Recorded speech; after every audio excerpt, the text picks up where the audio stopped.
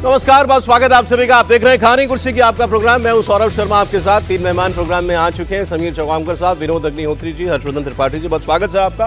विजय Trivedi ji programme में आने ही वाले हैं बस। लेकिन आज उपराष्ट्रपति के इस्तीफे के बाद जो वैकेंसी आई, उसमें किन किन नामों की चर्चा चल रही है, इसकी बात हम करेंगे। और एक नाम कल से आज तक बहुत तेजी के साथ ऊपर आया है, उसकी बात भी होगी। बिहार में तेजस्वी यादव ने क्यों कहा कि हम चुनाव को बॉयकॉट करने पर भी विचार करेंगे, और ये बात उन्होंने कल कही, आज दोहराई, और काम सहयोगियों से इस पर चर्चा करेंगे। तो ये यूं ही एक माहौल बनाने वाली बात है, या फिर वाकई इस बारे में वो आगे बात कर सकते हैं? क्या महागठबंधन के विपक्ष के साथियों में ऐसी चर्चा हो रही है, इसकी बात भी आपसे करेंगे। उपराष्ट्रपति की दौड़ में तेलंगाना के मुख्यमंत्री ने बीजेपी के नेता का नाम क्यों दिया? खबर अजीब सी है लेकिन सही है। उन्होंने बीजेपी के एक नेता का नाम सुझाया है, इसकी बात भी होगी। लेकिन जगदीप धनखड़ के इस्तीफे के बाद अब चुनाव आयोग ने उपराष्ट्रपति के चुनाव की तैयारी तो शुरू कर दी। इस पर कल उन्होंने एक स्टेटमेंट भी जारी कर दिया। इस बीच बीजेपी के राष्ट्रीय अध्यक्ष जेपी नड्डा से एक व्यक्ति की मुलाकात हुई, और इनका नाम बड़ी तेजी से चल रहा है चर्चा में, और यह है जेडीयू के सांसद और केंद्रीय मंत्री रामनाथ ठाकुर। रामनाथ ठाकुर जी का नाम इसके बाद बड़ी तेजी से उपराष्ट्रपति के एक प्रबल दावेदार के तौर पर सामने आने लगा। अब रामनाथ ठाकुर कौन है आपको बता देते हैं, और उनके नाम की इतनी चर्चा क्यों हो रही है। बिहार से आते हैं रामनाथ ठाकुर, जेडीयू से हैं, केंद्र में मंत्री हैं, ग्रामीण विकास राज्य मंत्री हैं, और 3 महीने के बाद विधानसभा चुनाव बिहार में है। तो ये तो एक सीधा कनेक्शन हुआ कि क्या कोई बिहार का नेता जो है वो इस वक्त उपराष्ट्रपति के पद पर आसीन ठीक रहेगा बीजेपी के लिहाज से। रामनाथ ठाकुर की अगर पृष्ठभूमि देखें तो बहुत बड़ी लेगेसी उनके साथ है। वो बिहार के पूर्व मुख्यमंत्री भारत रत्न कर्पूरी ठाकुर के बेटे हैं। नीतीश कुमार के करीबी माने जाते हैं। 2005 से 2010 तक ये वहां मंत्री भी रहे हैं। कर्पूरी ठाकुर को सामाजिक न्याय का प्रणेता समझा जाता है। अति पिछड़ा समाज से आते हैं रामनाथ ठाकुर। बिहार में अति पिछड़ा वर्ग की आबादी है 36%। तो आप समझ सकते हैं कि अगर केवल इलेक्टोरल मैथ्स की नजर से भी देखें, और बिहार में जाति तो है ही, तो फिर हर लिहाज से ये नाम बड़ा मुफीद लगता है। लोकसभा चुनाव से पहले रामनाथ ठाकुर के पिता कर्पूरी ठाकुर को बीजेपी सरकार ने, मोदी सरकार ने भारत रत्न भी दिया था। अब इसीलिए माना जा रहा है कि रामनाथ ठाकुर को उपराष्ट्रपति बनाकर एनडीए बिहार में अति पिछड़ा वोटों को साध सकती है, अगर वो ऐसा करना चाहे। क्या उपराष्ट्रपति के पद का इससे पहले ऐसा इस्तेमाल हुआ है? तो जवाब है हाँ। अभी जिन्होंने इस्तीफा दिया, जगदीप धनखड़ जी, 2022 में इनको बनाया गया था उपराष्ट्रपति। उत्तर प्रदेश का चुनाव होने वाला था, जाटों की नाराजगी की चर्चा उस वक्त भी थी, और जाट समाज से आने वाले जगदीप धनखड़ को उपराष्ट्रपति बनाया गया। राष्ट्रपति द्रौपदी मुर्मू ट्राइबल समाज से आती हैं, उनको राष्ट्रपति बनाया गया। अब बहुत से लोग कहते हैं कि जो उड़ीसा के चुनाव में एक करिश्माई कामयाबी बीजेपी को मिली, उसमें इस बात का भी क्या योगदान था, या ये प्रतीकों की राजनीति, ये मैसेजिंग, ये काम नहीं करती। और रामनाथ ठाकुर का नाम अगर चर्चा में आ रहा है तो इसमें कितना दम है, इसकी चर्चा हम लोग अपना, विजय जी भी आगे, स्वागत सर, इसकी चर्चा शुरू करें। मैं आपको थोड़ा सा, क्योंकि जाति की बात हुई है, तो अति पिछड़ा 36% है, पिछड़ा 27% है, दलित 19% है। यही आप जोड़ दें तो ये 70% के पार जो है डेटा चला जाता है। तो क्या रामनाथ ठाकुर वाकई वो उम्मीदवार हो सकते हैं? इसमें पेच एक ही है, रामनाथ ठाकुर बीजेपी के नहीं, जेडीयू के हैं, और जो इस वक्त उपसभापति हैं राज्यसभा के हरिवंश नारायण सिंह, वो भी जेडीयू के हैं। पहले हर्षवर्धन त्रिपाठी जी, नाम तो आपने भी देखा होगा, नड्डा जी से मुलाकात के बाद बड़ी तेजी से उछला है नाम ये। हाँ, कल रात में मुलाकात हुई तो सीधे मान लिया गया कि वो चिट्ठी देने नड्डा जी गए होंगे।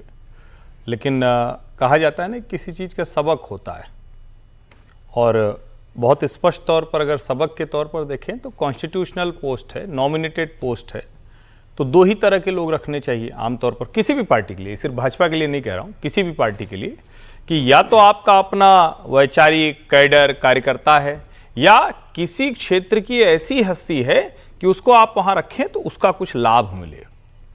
प्रतीकों की राजनीति कितनी चलती है उसको अभी कम से कम हम लोग लगातार देख ही रहे हैं। उन प्रतीकों से कोई लाभ हुआ हो ऐसा तो मुझे नहीं दिखता है। रामनाथ ठाकुर कर्पूरी ठाकुर के पुत्र हैं। इसके अलावा कोई और योगदान हो तो मतलब मुझे तो नहीं खोजने में पता चला। नीतीश जी भी इसीलिए उनको साथ रखे रहे कि भाई रामनाथ कर्पूरी जी के पुत्र हैं। लेकिन क्या कर्पूरी ठाकुर को भारत रत्न देने के बाद भी रामनाथ जी को ये जरूरत है? मूल प्रश्न पर आइए ना। अगर कर्पूरी ठाकुर जी को भारत रत्न बनाने के बावजूद बिहार और पूरा देश उस लिहाज से जो आप अभी समीकरण बता रहे हैं या जो समीकरण चलता है कि इतने प्रतिशत ये इतने प्रतिशत ये, तो भारतीय जनता पार्टी अपनी राजनीति से एकदम उलट जा रही है क्या? मतलब क्या ये समझने की जरूरत है कि जहां हम पहुंच गए हैं वहां बीजेपी जिस चीज के लिए जानी जाती थी क्या उससे एकदम कुछ यूटर्न जैसा हो रहा है क्या? और कई बार आपको लगता नहीं, आप कहते हैं चलो एक ये समझौता हुआ, हम आगे तो सुधार ही लेंगे, फिर धीरे धीरे थोड़ी देर बाद समझ में आता है कि ये समझौतों की तो बड़ी लंबी फेहरिस्त हो गई है, हमारा मूल वाला तो इतना ही बचा है, तो कहीं उस तरफ न चले जाए। द्रौपदी मुर्मू जी का, एक आदिवासी महिला का, जो खुद भारतीय जनता पार्टी के संघ संस्कार से आई हुई, उनकी बात अलग है। लेकिन अगर आप ये कहें कि अच्छा ठीक है आज हमारा मन कर गया इस जाति का, इस समाज का बना देंगे और सब उस पर टूट के चले आएंगे, मुझे तो आज तक ध्यान में नहीं आ रहा, हाल के दिनों में तो बिल्कुल नहीं आ रहा, तो मैं तो नहीं, मतलब करने को कुछ भी कर सकते। इस सोच से बीजेपी ऑपरेट करती है या आजकल कर रही है? हाल के दिनों में कर रही है। अच्छा, हाल एक बात और समझिए, भारतीय जनता पार्टी की राजनीति में मूल में विचार होता है। बाहर से भी आया व्यक्ति, संघ में गुरुजी गोलवलकर कहा करते थे कोई भी वो कल का स्वयंसेवक है या आज का स्वयंसेवक है, इतना ही फर्क है, तो आ सकता है। लेकिन क्या आप मैं जब कह रहा हूं नॉमिनेटेड कॉन्स्टिट्यूशनल पोस्ट, जहां आपको चुनाव नहीं लड़ना है, जहां आपको पता है कि लड़ना भी है तो हमारे पक्ष में सब कुछ है, वहां आप ऐसे व्यक्ति बैठाएंगे। और इसको जरा थोड़ा सा अलग करके देखिए, क्या सत्यपाल मलिक या जगदीप धनखड़ जी की जगह कोई ऐसा व्यक्ति होता तो ये स्थिति आती? कभी नहीं आती। असहज स्थिति तो कभी नहीं आती, ये तय है। तो पार्टी के लिहाज से कहें तो ये सोचना चाहिए। तो सबक ये है कि होगा तो अपना होगा, मेरा ऐसा मानना है। हालांकि अच्छा। कल रात में तो नड्डा जी मिल आए। अब ये मीटिंग क्यों हुई थी इसको लेकर के कुछ, क्योंकि कोई पक्की खबर तो नहीं आई, लेकिन एक रीजन और बताया जा रहा है, उसके बारे में आता हूं। लेकिन बिहार में चुनाव है, चुनाव से जिस राज्य में चुनाव होता है उसको कुछ तरजीह तो देती ही है सरकार। अब वो बजट में भी आपने देखा, पिछले साल भी इस साल भी बिहार को काफ़ी कुछ मिला है। प्रधानमंत्री के डेढ़ एक महीने के बीच में 3 दौरे उनके हो चुके हैं, ऑपरेशन सिंदूर से पहले, उसके बाद भी वो बिहार ही गए, वहीं से वादा करके आए थे, जाकर के कहा मैंने अपना वादा निभाया। अगर आप केंद्रीय मंत्रियों की लिस्ट देखें, गिरिराज सिंह बीजेपी से आते हैं, ये भूमिहार समाज से हैं। नित्यानंद राय जी आते हैं, ये यादव हैं। बीजेपी के एक रामभूषण चौधरी हैं, ये मल्लाह कम्युनिटी से आते हैं। अब अगर सहयोगियों की बात कर लें तो चिराग पासवान, ये शेड्यूल कास्ट कम्युनिटी से हैं। Jitanram Manjhi extremely backward community से हैं, दलित मुशायर हैं जी। अरे एक खबर इस बीच आ रही है, पटना में यूथ कांग्रेस का प्रदर्शन हो रहा है और कार्यकर्ताओं और पुलिस में झड़प हुई है।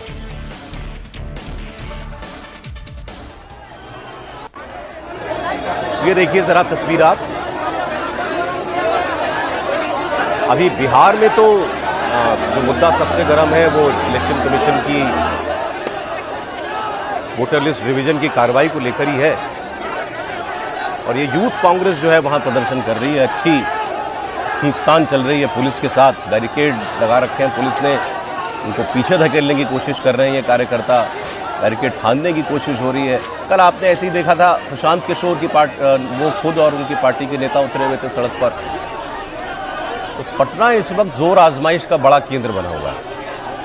विधानसभा के अंदर भी यही कुछ हो रहा है, काले कपड़े पहनकर पहुंच रहे हैं विपक्ष के सांसद, और तेजस्वी यादव ने तो कल यही कह दिया कि हम चुनाव बॉयकॉट करने पर विचार करेंगे। तो ये तस्वीरें फिलहाल पटना से आप देख रहे हैं कांग्रेस पार्टी के प्रदर्शन की।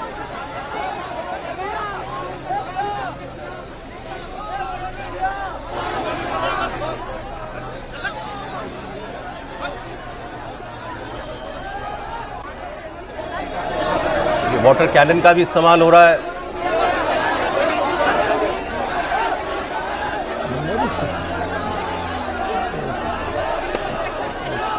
और अब ये SIR का जो नया डेटा आया है, इससे अब ये तो लग रहा है कि काफ़ी लोगों के नाम जो हैं वो इस नए ड्राफ्ट में जो 1 तारीख को आएगा उसमें नहीं होंगे। जैसे अब तक 98% फॉर्म वापस आ चुके हैं भर के, और लेकिन जो मतदाता जिनकी मृत्यु हो गई, जिनका नाम पिछली वोटर लिस्ट में था, वो 20 लाख हैं। स्थायी रूप से जो लोग दूसरी जगह चले गए हैं वो 28 लाख हैं, और ऐसे ही कुछ नाम, कुछ 2-3 लाख जो उनकी 2 जगहों पर जिनका है, तो 50-52 लाख लोगों के नाम कटने जा रहे हैं। ये ऑलमोस्ट 51,60,000 का नाम 7%। हाँ, 51,60,000 नाम चुनाव आयोग ने जारी करे हैं। नीतीश चंद्र की एक रिपोर्ट आपको दिखाते हैं, जहां ये प्रदर्शन चल रहा है वहीं से। ये छात्रों से जुड़ा मुद्दा है। हम लोग भारतीय राष्ट्रीय कांग्रेस की छात्र इकाई से हैं और जिस तरीके से बिहार के विश्वविद्यालयों में भ्रष्टाचार अपना पैर जमा चुका है, आप देख रहे हैं कि किसी भी कुलपति के नियुक्ति के लिए 2 करोड़ 5 करोड़ तक का बोली लग रहा है और जिस तरीके से प्रतियोगी परीक्षाओं में धांधली हो रही है और जिस तरीके से परीक्षा माफियाओं का बोलबाला बढ़ते जा रहा है और दूसरे राज्य के छात्र के बिहार के छात्रों का हकमारी कर रहे हैं। जाना चाह रहे थे हम लोग विधानसभा घेराव करने के लिए जा रहे हैं, लेकिन नीतीश कुमार की पुलिस हम लोग की आवाज को दबाना चाहती है और हम लोग को यहाँ रोक रही है। विधानसभा के घेराव का कार्यक्रम यूथ कांग्रेस की तरफ से, और यहाँ पर जब पुलिस के साथ काफी देर तक झड़प हुई है तो अब सड़क पर बैठ गए हैं।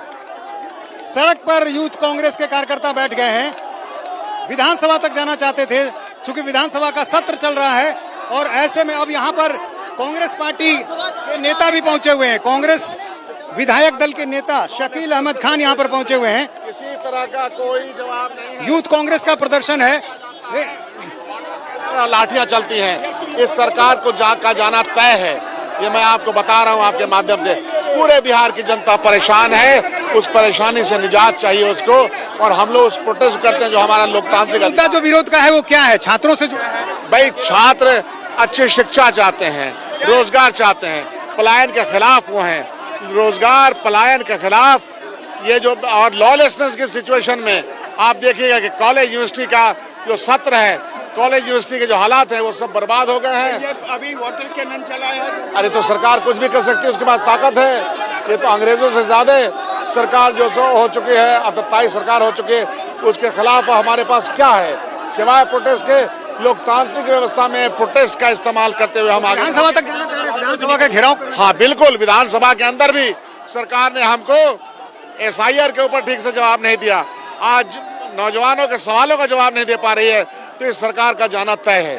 तो कांग्रेस विधायक दल के नेता शकील अहमद खान खुद यहाँ पर पहुंचे हुए हैं और यूथ कांग्रेस से जुड़े जो कार्यकर्ता हैं, जो संगठन है, उनसे जुड़े जो छात्र हैं, उनका प्रदर्शन चल रहा है। कैमरामैन विनोद कुमार के साथ नीतीश चंद्र, इंडिया टीवी, पटना। तो शिक्षा, रोजगार, आरक्षण, ये मुद्दा है कांग्रेस पार्टी का। यूथ कांग्रेस के कार्यकर्ता जो हैं वो प्रदर्शन करते हुए आपको इस वक्त दिखाई दे रहे हैं। तो पटना में रोज किसी न किसी बात को लेकर विपक्ष जो है वो सरकार को घेरने का प्रयास कर रहा है। विधानसभा के अंदर भी, सड़कों पर भी, और पुलिस को यहां कुछ बल प्रयोग करना पड़ा। ये विधानसभा का घेराव करने के लिए आगे बढ़ रहे थे। किसी तरह वो विधानसभा तक पहुंच जाए। और देखिए कई छात्र जो है यहाँ भागते हुए आगे की तरफ बढ़ गए हैं, लेकिन पुलिस जो है, अब यहाँ पर पुलिस की गाड़ियां भी आगे बढ़ गई हैं। जो छात्र आगे बढ़ना चाह रहे हैं दौड़कर आगे बढ़ गए, जब तक पुलिस ने वाटर कैनन का इस्तेमाल किया और उनको रोकने की कोशिश की। ऐसे में कुछ छात्र जो है वो यहाँ से आगे निकल चुके हैं। अब उन छात्रों की गिरफ्तारी की जा रही है। ये देखिए उन छात्रों की अब गिरफ्तारी की जा रही है। ये पुलिस हम लोग को लाठी चलाकर मार खिलाती है और डराने का प्रयास करती है, लेकिन ये आवाज दबने वाली नहीं है, ये आवाज रुकने वाली नहीं है। इस बात ये आप हमारी बातों को नहीं सुनते हैं, तो ये छात्र युवा आपको इस 2025 की विधानसभा चुनाव में आपको कुर्सी से उतारने का काम करेंगे। जिस जगह पर प्रदर्शन चल रहा था वहां पर अब पुलिस ने उनको रोक दिया है वाटर कैनन के जरिए, बैरिकेडिंग के जरिए। लेकिन जिस तरह के हालात थे, काफी देर तक यहाँ झड़प होती रही। पुलिस और कांग्रेस के कार्यकर्ताओं के बीच काफी देर तक झड़प होती रही है। और यहाँ पर अब देखिए सड़क पर कार्यकर्ता बैठ गए हैं। सड़क पर बैठकर प्रदर्शन किया जा रहा है।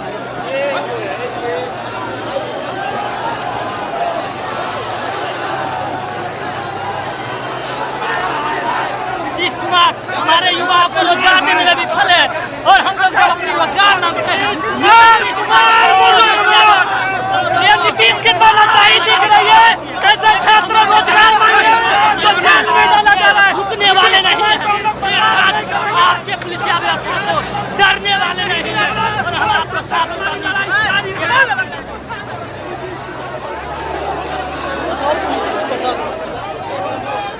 तो छात्रों का प्रदर्शन यहाँ पर राजा पुल के पास, यहाँ पुलिस ने रोक दिया है। कांग्रेस दफ्तर से ये शुरुआत हुई थी। कांग्रेस दफ्तर से कार्यकर्ता कांग्रेस के यहाँ पहुंचे थे और यहाँ पर आप देखिए उजली टी शर्ट में जो यूथ कांग्रेस से जुड़े कार्यकर्ता हैं वो यहाँ पर प्रदर्शन कर रहे हैं। आप लोग कहाँ तक जाना चाह रहे थे? देखिए, हम लोग विधानसभा घेराव करना चाह रहे थे मात्र 2 चीज के लिए। एक बिहार में शिक्षा, एक पलायन। पलायन जो बाहर में गरीब घर का लड़का बाहर कमाता है 15,000 रुपया में, कैसे अपना घर चलाएगा? कैसे अपना घर चलाएगा? बिहार के शिक्षा व्यवस्था में कितना घोटाला है, इतना घोटाला है मत पूछिए। यहाँ पर देखिए बैरिकेडिंग की क्या हालत हो गई है। जो पुलिस ने बैरिकेडिंग लगा रखी थी वो गिरा दी गई है, क्योंकि इस पर छात्र जो है खड़े हो गए थे और बैरिकेडिंग गिरने के बाद छात्र दूसरी तरफ आना चाह रहे थे और यहाँ से आगे विधानसभा की तरफ बढ़ना चाह रहे थे, लेकिन पुलिस ने पहले से तैयारी कर रखी थी। यहाँ पर घेराबंदी कर रखी गई थी। बैरिकेडिंग के ऊपर से छात्र आना चाह रहे थे और यहाँ पर अब देखिए पुलिस के साथ अभी भी धक्का मुक्की जारी है। छात्र आगे बढ़ना चाह रहे हैं, लेकिन पुलिस यहाँ से आगे नहीं जाने देना चाह रही है। कुछ छात्र भागने में कामयाब हुए आगे की तरफ। वाटर कैनन का इस्तेमाल करके अब छात्रों को रोका गया। यहाँ देखिए जो छात्र को पुलिस यहाँ पर गिरफ्तार करना चाह रही है, अपने कब्जे में लेना चाह रही है, लेकिन छात्र जमीन पर बैठ जा रहे हैं, सड़क पर बैठ जा रहे हैं। बीच सड़क पर छात्र यहाँ बैठे हुए हैं और इन छात्रों को पुलिस हर हाल में यहाँ से हटाना चाह रही है। विधानसभा का सत्र चल रहा है और ऐसे में लगातार अलग अलग मुद्दों को लेकर अलग अलग राजनीतिक दलों का जो प्रदर्शन है वो चल रहा है। कल प्रशांत किशोर की पार्टी की तरफ से प्रदर्शन किया गया था और आज यूथ कांग्रेस ने विधानसभा घेराव का ऐलान किया था। बीच सड़क पर छात्र यहाँ बैठ गए हैं। अब पुलिस ये कोशिश कर रही कि किसी भी तरह से इनको यहाँ हटाया जाए, चूंकि यहाँ पर ट्रैफिक जैम की स्थिति हो गई है। कांग्रेस विधायक दल के नेता शकील अहमद खान खुद यहाँ पर पहुंचे हुए हैं और यूथ कांग्रेस के ये नेता यहीं पर बने हुए हैं। कांग्रेस पार्टी का प्रदर्शन। अच्छा, हम यहाँ यही बात कर रहे थे कि कांग्रेस कुछ प्रयास करती तो दिख रही है। विनोद जी भी ये कह रहे थे। अच्छा, इससे पहले कन्हैया कुमार की पदयात्रा भी हुई थी। अब पप्पू यादव को आप मानिए ना माने, कांग्रेस का मतलब वो तो मानते हैं अपने आप को, वो भी कुछ कुछ करते रहते हैं। उनका बड़ा दिलचस्प है, वो दोहरी सदस्यता है उनकी है कांग्रेस में और सांसद निर्दलीय है। क्योंकि उन्होंने पूछा था पप्पू यादव से भी एक इंटरव्यू में। इस सब का लब्बलोबाब निचोड़ क्या कुछ सीट वीट अच्छी मिल पाएगी कांग्रेस को इस बार, आपको लगता है? देखिए, अब नंबर कितने आएंगे, लेकिन परीक्षा से पहले मेहनत तो करनी चाहिए ना। अब नंबर आएंगे कि नहीं आएंगे, कैसा तो प्रश्न पत्र आप कैसा देंगे, कैसे कैंडिडेट उतारेंगे, कौन सी सीटें आपको मिलेंगी एलायंस में। मैं तो मतलब कि लड़ने को कितनी मिलेंगी उसकी बात कर रहा हूँ। हाँ, नहीं, लड़ने को कितनी मिलेंगी, फिर उसमें कैंडिडेट कैसा देंगे, तब सीटों का मसला होगा। लेकिन ये है कि चलिए, अच्छी बात यह है कि बिहार में कांग्रेस जैसी स्थिति है, कमजोर स्थिति, उस हिसाब से प्रदर्शन एक अच्छा प्रदर्शन कहा जा सकता है। जिस तरह से आक्रामक उग्र और तरीके से छात्र वहाँ युवा कांग्रेस लोग प्रदर्शन कर रहे हैं। और देखिए, कांग्रेस को लेकर राहुल गांधी का फोकस लोकसभा चुनाव के बाद से ही है। बिहार को लेकर के उन्होंने कम से कम 3-4 तो संविधान सम्मेलन अपने कर लिए वहाँ पर। बिल्कुल, ईबीसी पर उनका बहुत फोकस है और दलित पे बहुत फोकस है। दलित को अध्यक्ष बना दिया प्रदेश का, और उस बिरादरी से बनाया जो जगजीवन राम जी जिस बिरादरी जी समुदाय से आते थे, मीरा कुमार जी समुदाय से आते हैं, वो लीडरलेस है एक तरह से। उसको ज़्यादातर वोटर बीएसपी के साथ था, लेकिन अब बीएसपी की स्थिति जो है तो कांग्रेस एक संभावना वहाँ देख रही है। और नीतीश जी की जो स्थिति है उसमें बीजेपी कांग्रेस दोनों संभावना देख रहे हैं ईबीसी वोट में सेंधमारी की, तो वो है। तो ये इस तरह के प्रदर्शनों से एक यूथ ट्रैक्शन जिस तरह प्रशांत किशोर का कल हम लोगों ने देखा कि बहुत आक्रामक तरीके से प्रदर्शन कर रहे थे, आज हम ये देख रहे हैं। तो सबका फोकस यूथ है, यूथ और रोजगार। ये वो यूथ है जो जंगल राज से बात पैदा हुआ है। आइए बताइए, उपराष्ट्रपति के पद पर भी तो एक रोजगार की वैकेंसी आ गई है ना, वो कैसे पूरी होगी? अच्छा, क्योंकि हम बिहार की बात कर रहे थे, रामनाथ ठाकुर जी की बात हो रही थी, कर्पूरी ठाकुर जी के बेटे केंद्र में मंत्री हैं वो। तो इस वक्त बिहार से 8 मंत्री हैं केंद्र के अंदर। मैंने आपको बताया उपसभापति जो है हरिवंश नारायण सिंह, वो भी जेडीयू से ही हैं और बिहार से ही हैं। तो इस लिहाज से अगर देखें तो भाई बिहार को लेकर के दिल्ली में काफी अच्छा रिप्रेजेंटेशन जो है वो दिया गया है। रामनाथ ठाकुर जी के अलावा और भी कई नाम चल रहे हैं, उस पर मैं आऊंगा, लेकिन पहले एक कमेंट आपका उनके नाम पर। नहीं, सरकार अगर कुछ भी फैसला कर ले तो उसमें कोई बात नहीं है। बाकी रामनाथ ठाकुर जी को कोई कारण मुझे नहीं लगता कि उन्हें उपराष्ट्रपति बनाया जाए। इसलिए बन सकते हैं, मतलब राजनीतिक कारणों की बात कर रहा हूँ, कोई उनकी योग्यता पर नहीं कर रहा लेकिन हूँ इसलिए संभावना ज्यादा है कि कोई कारण न लगे क्योंकि तो। एक तो कर्पूरी ठाकुर जी को भारत रत्न दे दिया गया, अब उससे उनको क्या कॉम्पनसेट करना है उपराष्ट्रपति बनाकर। दूसरी बात, क्या उनके कहने पर उनका कोई ऐसा वो है कि जिससे बड़ा वोट मिल जाएगा। ईवी जिस उस समुदाय से आते हैं उसके लिए नेतृत्व तो नीतीश कुमार जी कर ही रहे हैं ना। नीतीश कुमार जी वहां पर बात भी हैं, सही है। कर्पूरी ठाकुर को अब हाथी के पांव में कितने पांव और डालेंगे आप। और फिर हरिवंश जी वहां बैठे हुए गुलदस्ता भी दे आए राष्ट्रपति जी को, है ना। और आप उनको बार बार जेडीयू का क्यों कहते हैं? जेडीयू तो उन्होंने तब छोड़ दिया जब नीतीश कुमार जी वापस चले गए थे बीजेपी से, तब भी वो प्रधानमंत्री जी के साथ थे। तो नाम के आगे तो जेडीयू लगा उनकी नहीं, उनकी योग्यताओं पर आप सवाल मत खड़ा कीजिए। अच्छा, ठीक और है। निष्ठा पर। अच्छा, मुझे एक जगह करेक्ट किया अभी सर ने, वो सीख भी है, जैसे मैंने कहा कि धनखड़ साहब को यूपी चुनाव के वक्त जो है बनाया गया उपराष्ट्रपति जाट वोट के लिए। हाँ, लेकिन यूपी चुनाव जो कि मार्च में हो गए थे, उसके बाद बने थे। हाँ 22 में, और जुलाई में ये बने, अगस्त में बने थे। अगस्त में। हाँ, जुलाई में चुनाव हुआ था, अगस्त में बने तो थे। इसके बाद शायद राजस्थान वगैरह में चुनाव रहा होगा। राजस्थान में चुनाव थे और गुजरात के चुनाव थे, हालांकि गुजरात के चुनाव से कोई लेना देना नहीं था, लेकिन राजस्थान के चुनाव थे 2023 में, वो महत्वपूर्ण था। और सबसे बड़ी बात यह थी जो सतपाल मलिक ने जिस तरह से विरोधी और विद्रोही सुर अपना लिए थे, ऐसे में उस किसान राजनीति में एक बैलेंस करना था धनखड़ साहब को। एक बात मैं रामनाथ ठाकुर के बारे में बोल दूं, रामनाथ ठाकुर को उपराष्ट्रपति बनाना वैसा ही होगा जैसे यूपीए सरकार ने सचिन तेंदुलकर को भारत रत्न भी दिया और राज्यसभा भी दे दी। तो ऐसे ही कर्पूरी ठाकुर को आप भारत रत्न भी दे रहे हैं, उनके बेटे को राज्यसभा उपराष्ट्रपति बनाएंगे। ठीक है। तो फिर वंशवाद के खिलाफ जो आपकी राजनीति का नारा है उसका क्या होगा? दूसरा, जैसा हर्षवर्धन जी ने कहा कि रामनाथ ठाकुर की योग्यता सिर्फ यही है कर्पूरी जी के बेटे हैं, बाकी उनका बिहार के आंदोलन में राजनीति में कोई बहुत बड़ा उस तरह का योगदान कभी रहा नहीं। नाम भी उनका लोगों तब जाना जब वो सांसद बन के यहाँ पे आए। तो चलिए मैं कुछ और नाम दे देता हूं आपको, कुछ एक और नामों की भी चर्चा हो रही है, अखबारों में छपे हुए नाम है। थावरचंद गहलोत जी का नाम मैंने पढ़ा कि कर्नाटक के राज्यपाल हैं, फिलहाल दलित हैं, कई बार मध्य प्रदेश से आते हैं, राज्यसभा सांसद कई बार वो रह चुके हैं। दूसरा, ओम माथुर जी का भी नाम मैंने सुना, सिक्किम के राज्यपाल, वो सिक्किम के राज्यपाल इस वक्त है। आरिफ मोहम्मद खान की बात हम लोग पहले कर ही चुके हैं। हरिवंश नारायण सिंह जी तो उपसभापति हैं। जी समीर जी। देखिए, रामनाथ ठाकुर जी के बारे में कहना चाहता हूँ कि अगर वो नड्डा जी से मिलके आए तो तय मानो कि वो उपराष्ट्रपति नहीं बन रहे हैं। भाई नड्डा जी तो तय नहीं करेंगे ना उपराष्ट्रपति के लिए। क्या जब धनखड़ साहब उपराष्ट्रपति के लिए मिले थे तो क्या नड्डा जी से मिलने गए थे? अमित भाई से मिलने गए थे पहले, उसके बाद पीएम से उनकी मुलाकात हुई थी। तो अगर कल अमित भाई से मिलते तो संभावना बन सकती थी कि कोई नाम पे विचार हो रहा होगा। नड्डा जी के पास गए, इसका मतलब ये कि वो उपराष्ट्रपति नहीं बनेंगे। और वैसे भी आप देखिए कि जनता दल यूनाइटेड के हरिवंश राय जी बने हुए हैं ऑलरेडी, तो क्या दोनों जनता दल यूनाइटेड को दे दिया जाएगा कि हरिवंश राय भी जनता दल यूनाइटेड के बन गए हैं, अब उपराष्ट्रपति भी उनको बना दिया जाए? ठीक है, बिहार भारतीय जनता पार्टी की प्राथमिकता में है, लेकिन जब प्राथमिकता में था तो भारत रत्न दे दिया गया है। थावरचंद गहलोत की अगर बात करें तो मध्य प्रदेश से आते हैं, दलित भारतीय जनता पार्टी के सर्वोच्च बॉडी पार्लियामेंट्री बोर्ड में रह चुके हैं, वो मोदी सरकार में मंत्री रहे हैं, मध्य प्रदेश से आते हैं, उनका संघ संगठन में अच्छा रहा है। लेकिन मुझे भी उनकी भी संभावना कम नजर आती है थावरचंद गहलोत जी की।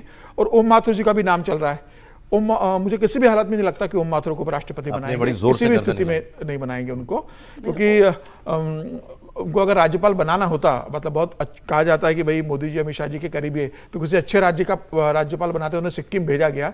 और अमित भाई से उनकी बहुत अच्छी ट्यूनिंग है, मोदी जी के साथ उन्होंने लंबे समय संगठन का काम किया। जब मध्य अमित जी से ट्यूनिंग अच्छी नहीं है, क्योंकि प्रधानमंत्री जब गुजरात के मुख्यमंत्री थे उस समय लंबे समय ओम माथुर जी संगठन के प्रभारी रहे। क्यों खराब किए? फिर पहले यही बताना था आपको जी। सबसे पहले यही ऑपरेटिंग पार्ट बताना चाहिए था आपको। आपको भी नहीं लगता कि इन दोनों नामों में से भी कोई संभावित है? समीर जी की बात से सहमत हूँ, लेकिन समीर जी की बात में ये मुझे नहीं समझ आया कि वो रामनाथ ठाकुर जी के लिए कह रहे हैं कि अमित शाह जी से नहीं मिले, या अमित शाह जी रामनाथ ठाकुर जी से नहीं मिले। ये सवाल महत्वपूर्ण है ना। ठीक है सर। किसी के चाहने से थोड़ी मिल जाते हैं अमित शाह जी। ये अगले सज्जन जो है जिनका नाम मैं लूंगा, ये क्या चाह रहे हैं ये मुझे बताइएगा। तेलंगाना के मुख्यमंत्री रेवंत रेड्डी ने क्या स्टेटमेंट दिया? चौंकाने वाला स्टेटमेंट है। इन्होंने कहा कि अगला उपराष्ट्रपति जो है वो तेलुगु भाषी होना चाहिए, और ऐसा अगर भारतीय जनता पार्टी करती है, केंद्र सरकार करती है, तो वो अपने कुछ पापों का प्रायश्चित करेगी। अब ऐसे कौन से पाप किए इनकी नज़र में भारतीय जनता पार्टी ने? तो इन्होंने कहा कि पहले तो आपने वेंकैया जी जो थे, वेंकैया जी आंध्रा का थे, तेलुगु भाषी थे, उनको आपने पहले रिटायर कर दिया, तो उनसे इनको नाराज़गी है।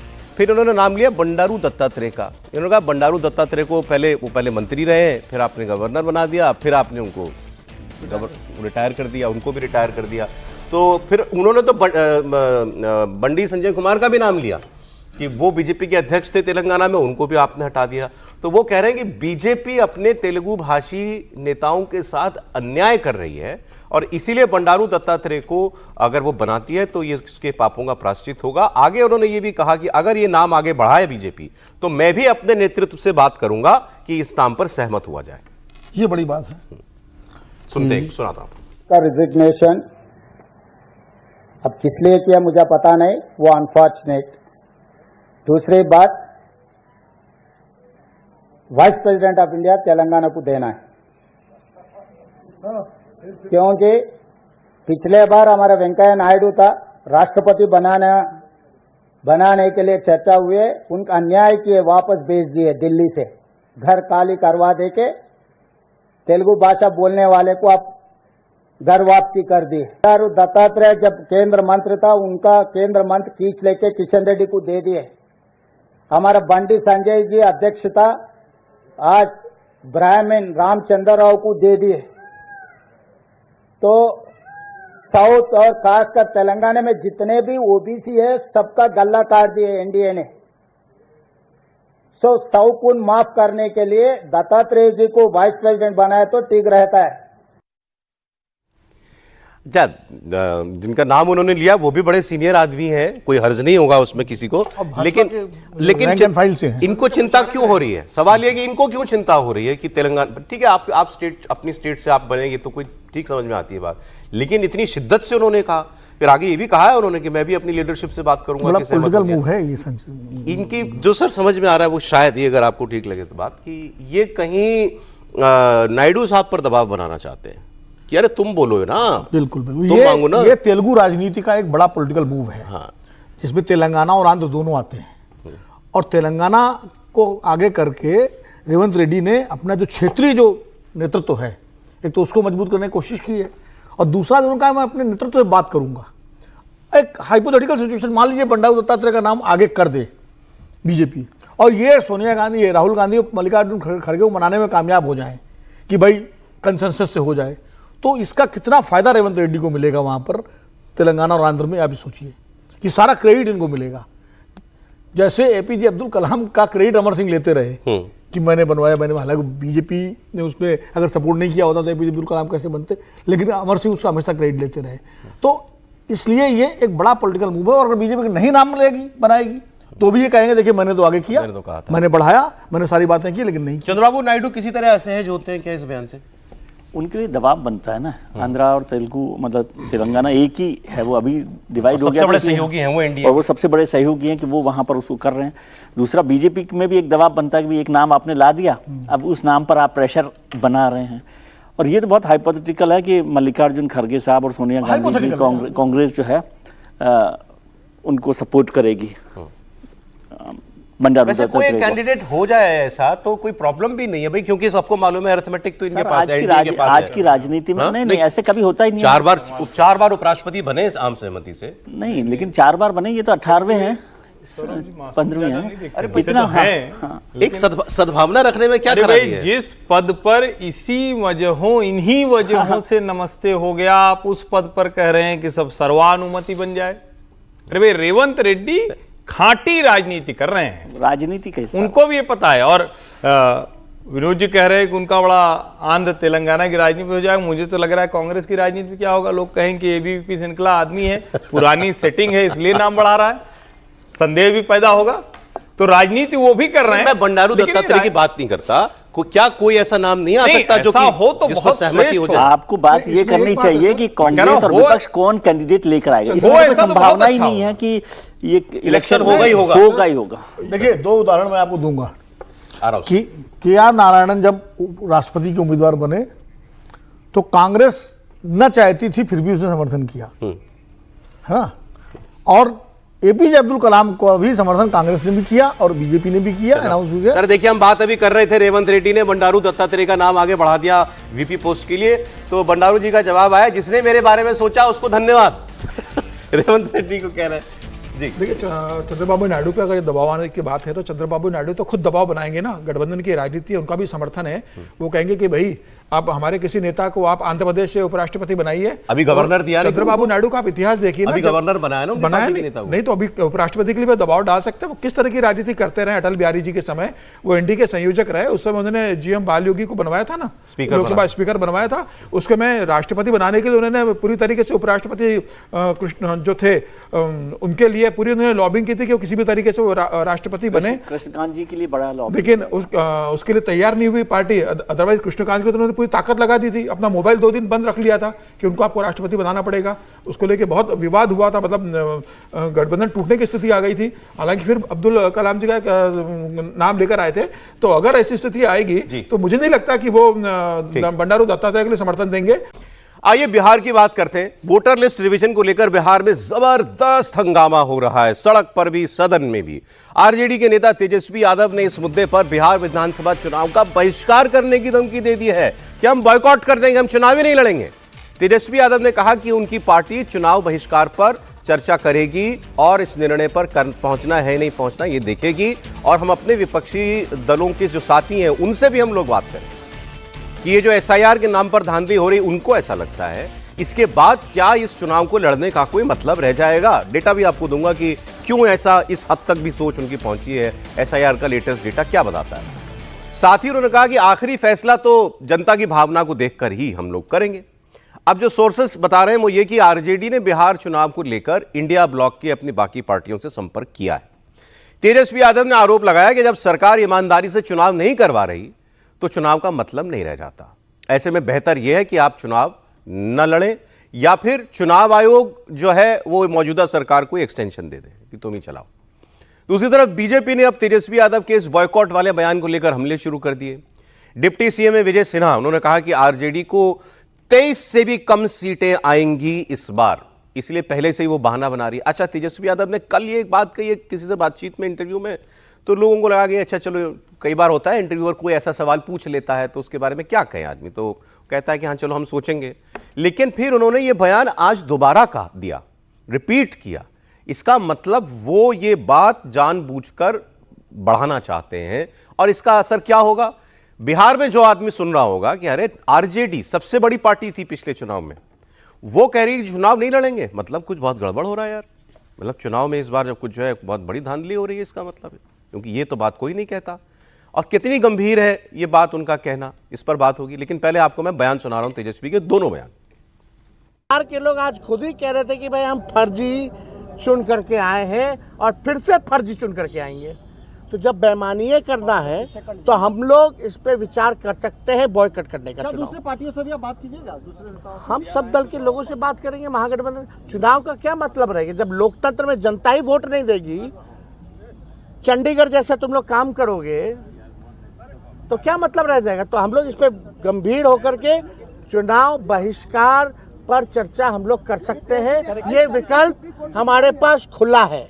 असली खेला तो 1 अगस्त के बाद होना है। अभी तो बिना डॉक्यूमेंट के लोग अपने साइन करके अपने भर के अपलोड कर लिया ठप्पी मार के। अभी 1 अगस्त के बाद असली चुनाव आयोग खेला खेलने जा रही है। हम लोगों की नजर है और हम लोगों के पास खुला विकल्प है। बेईमानी करना है, लोकतंत्र को तुम खत्म कर रहे हो, जनता का गरीब का अधिकार छीन रहे हो, उसका अस्तित्व मिटा रहे हो, तो चुनाव का क्या मतलब है? ऐसे एक्सटेंशन दे दीजिए सरकार को। बिहार विधानसभा चुनाव का बैकआउट भी कर सकते हैं या करेंगे?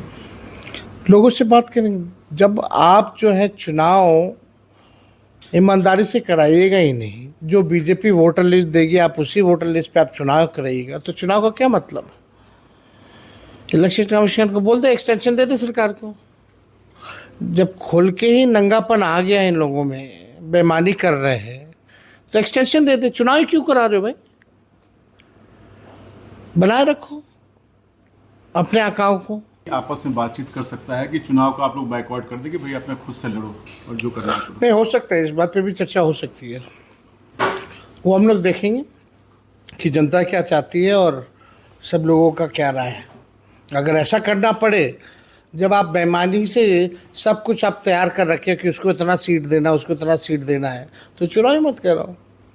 तो इस पर देखा जाए।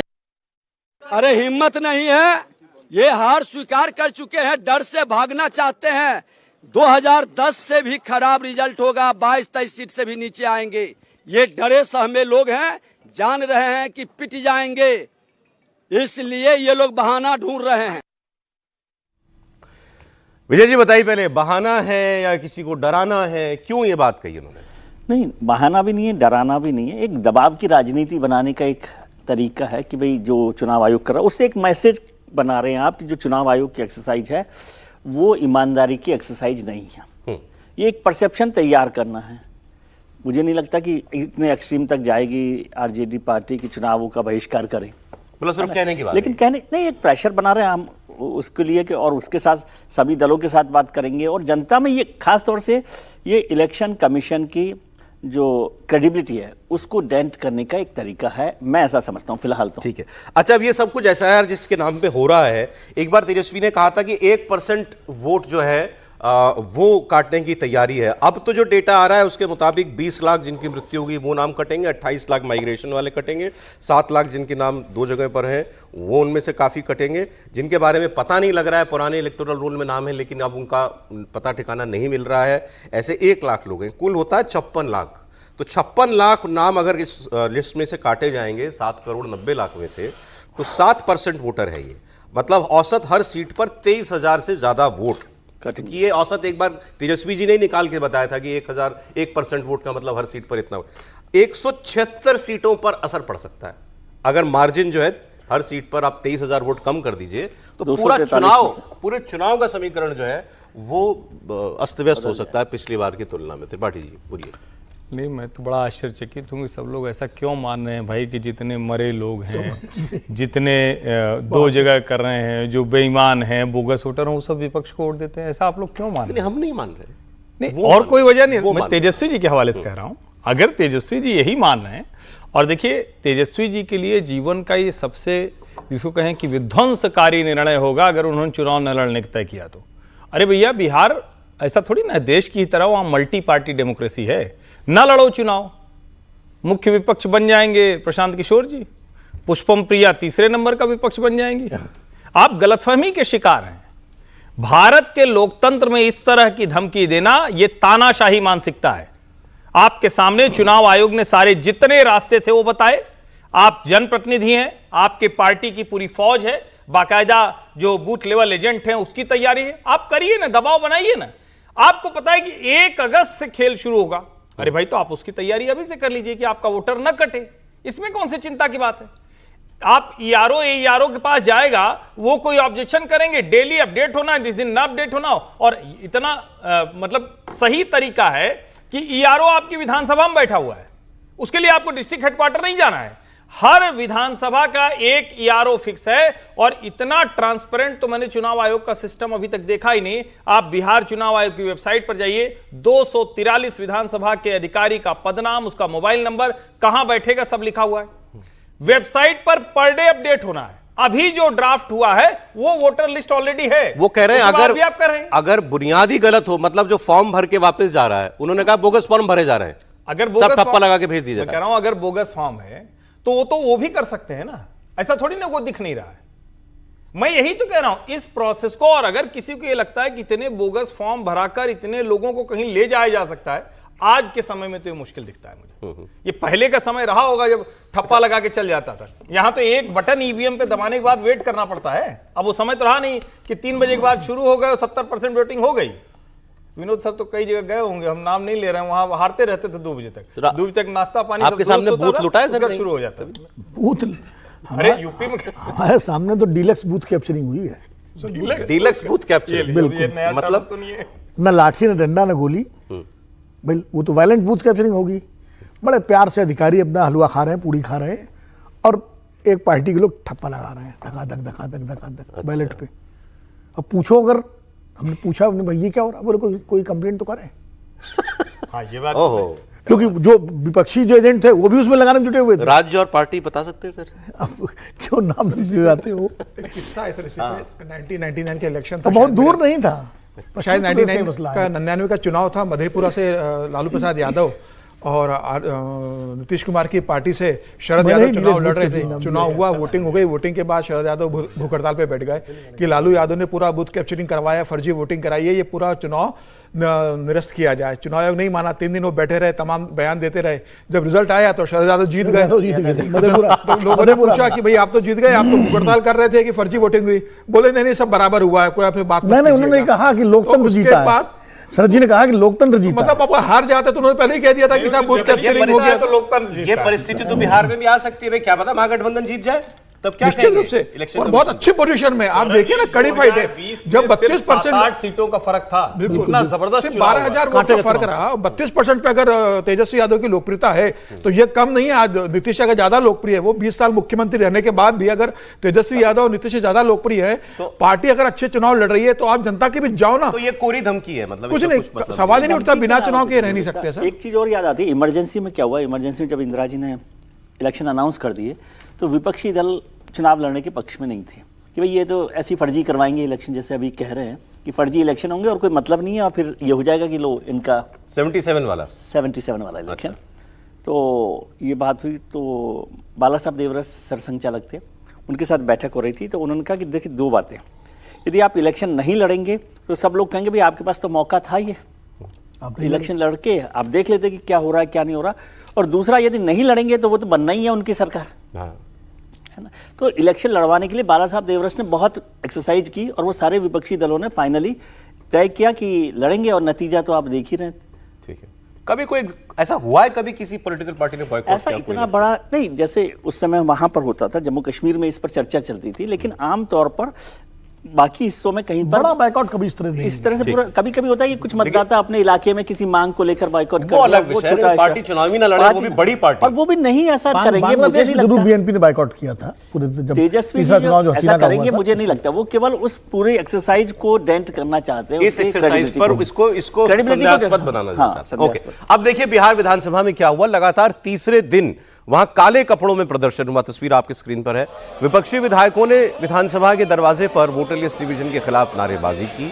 फिर सदन शुरू हुआ तो वहां भी जबरदस्त हंगामा हुआ, और जिसके बाद सदन की कार्रवाई को दोपहर तक के लिए स्थगित कर दिया गया। डिप्टी सीएम सम्राट चौधरी सामने आए, उन्होंने कहा कि हर घुसपैठिए को बिहार से बाहर निकाला जाएगा। ये एक बहुत बड़ा काम है, लेकिन इसी को लेकर विपक्ष परेशान है। इसी सदन में तत्कालीन मुख्यमंत्री लालू प्रसाद जी ने कहा था कि घुसपैठियों को बिहार से बाहर ले जाना है। ये हम लोग नहीं कर रहे, ये तत्कालीन मुख्यमंत्री थे लालू प्रसाद जी, उनका वक्तव्य है। और 2005 में भी ममता बनर्जी, जो उस समय सांसद की सदस्य हुआ करती, उन्होंने इस तरह का बयान दिया, और लगातार इस चीज की चर्चा हो रही।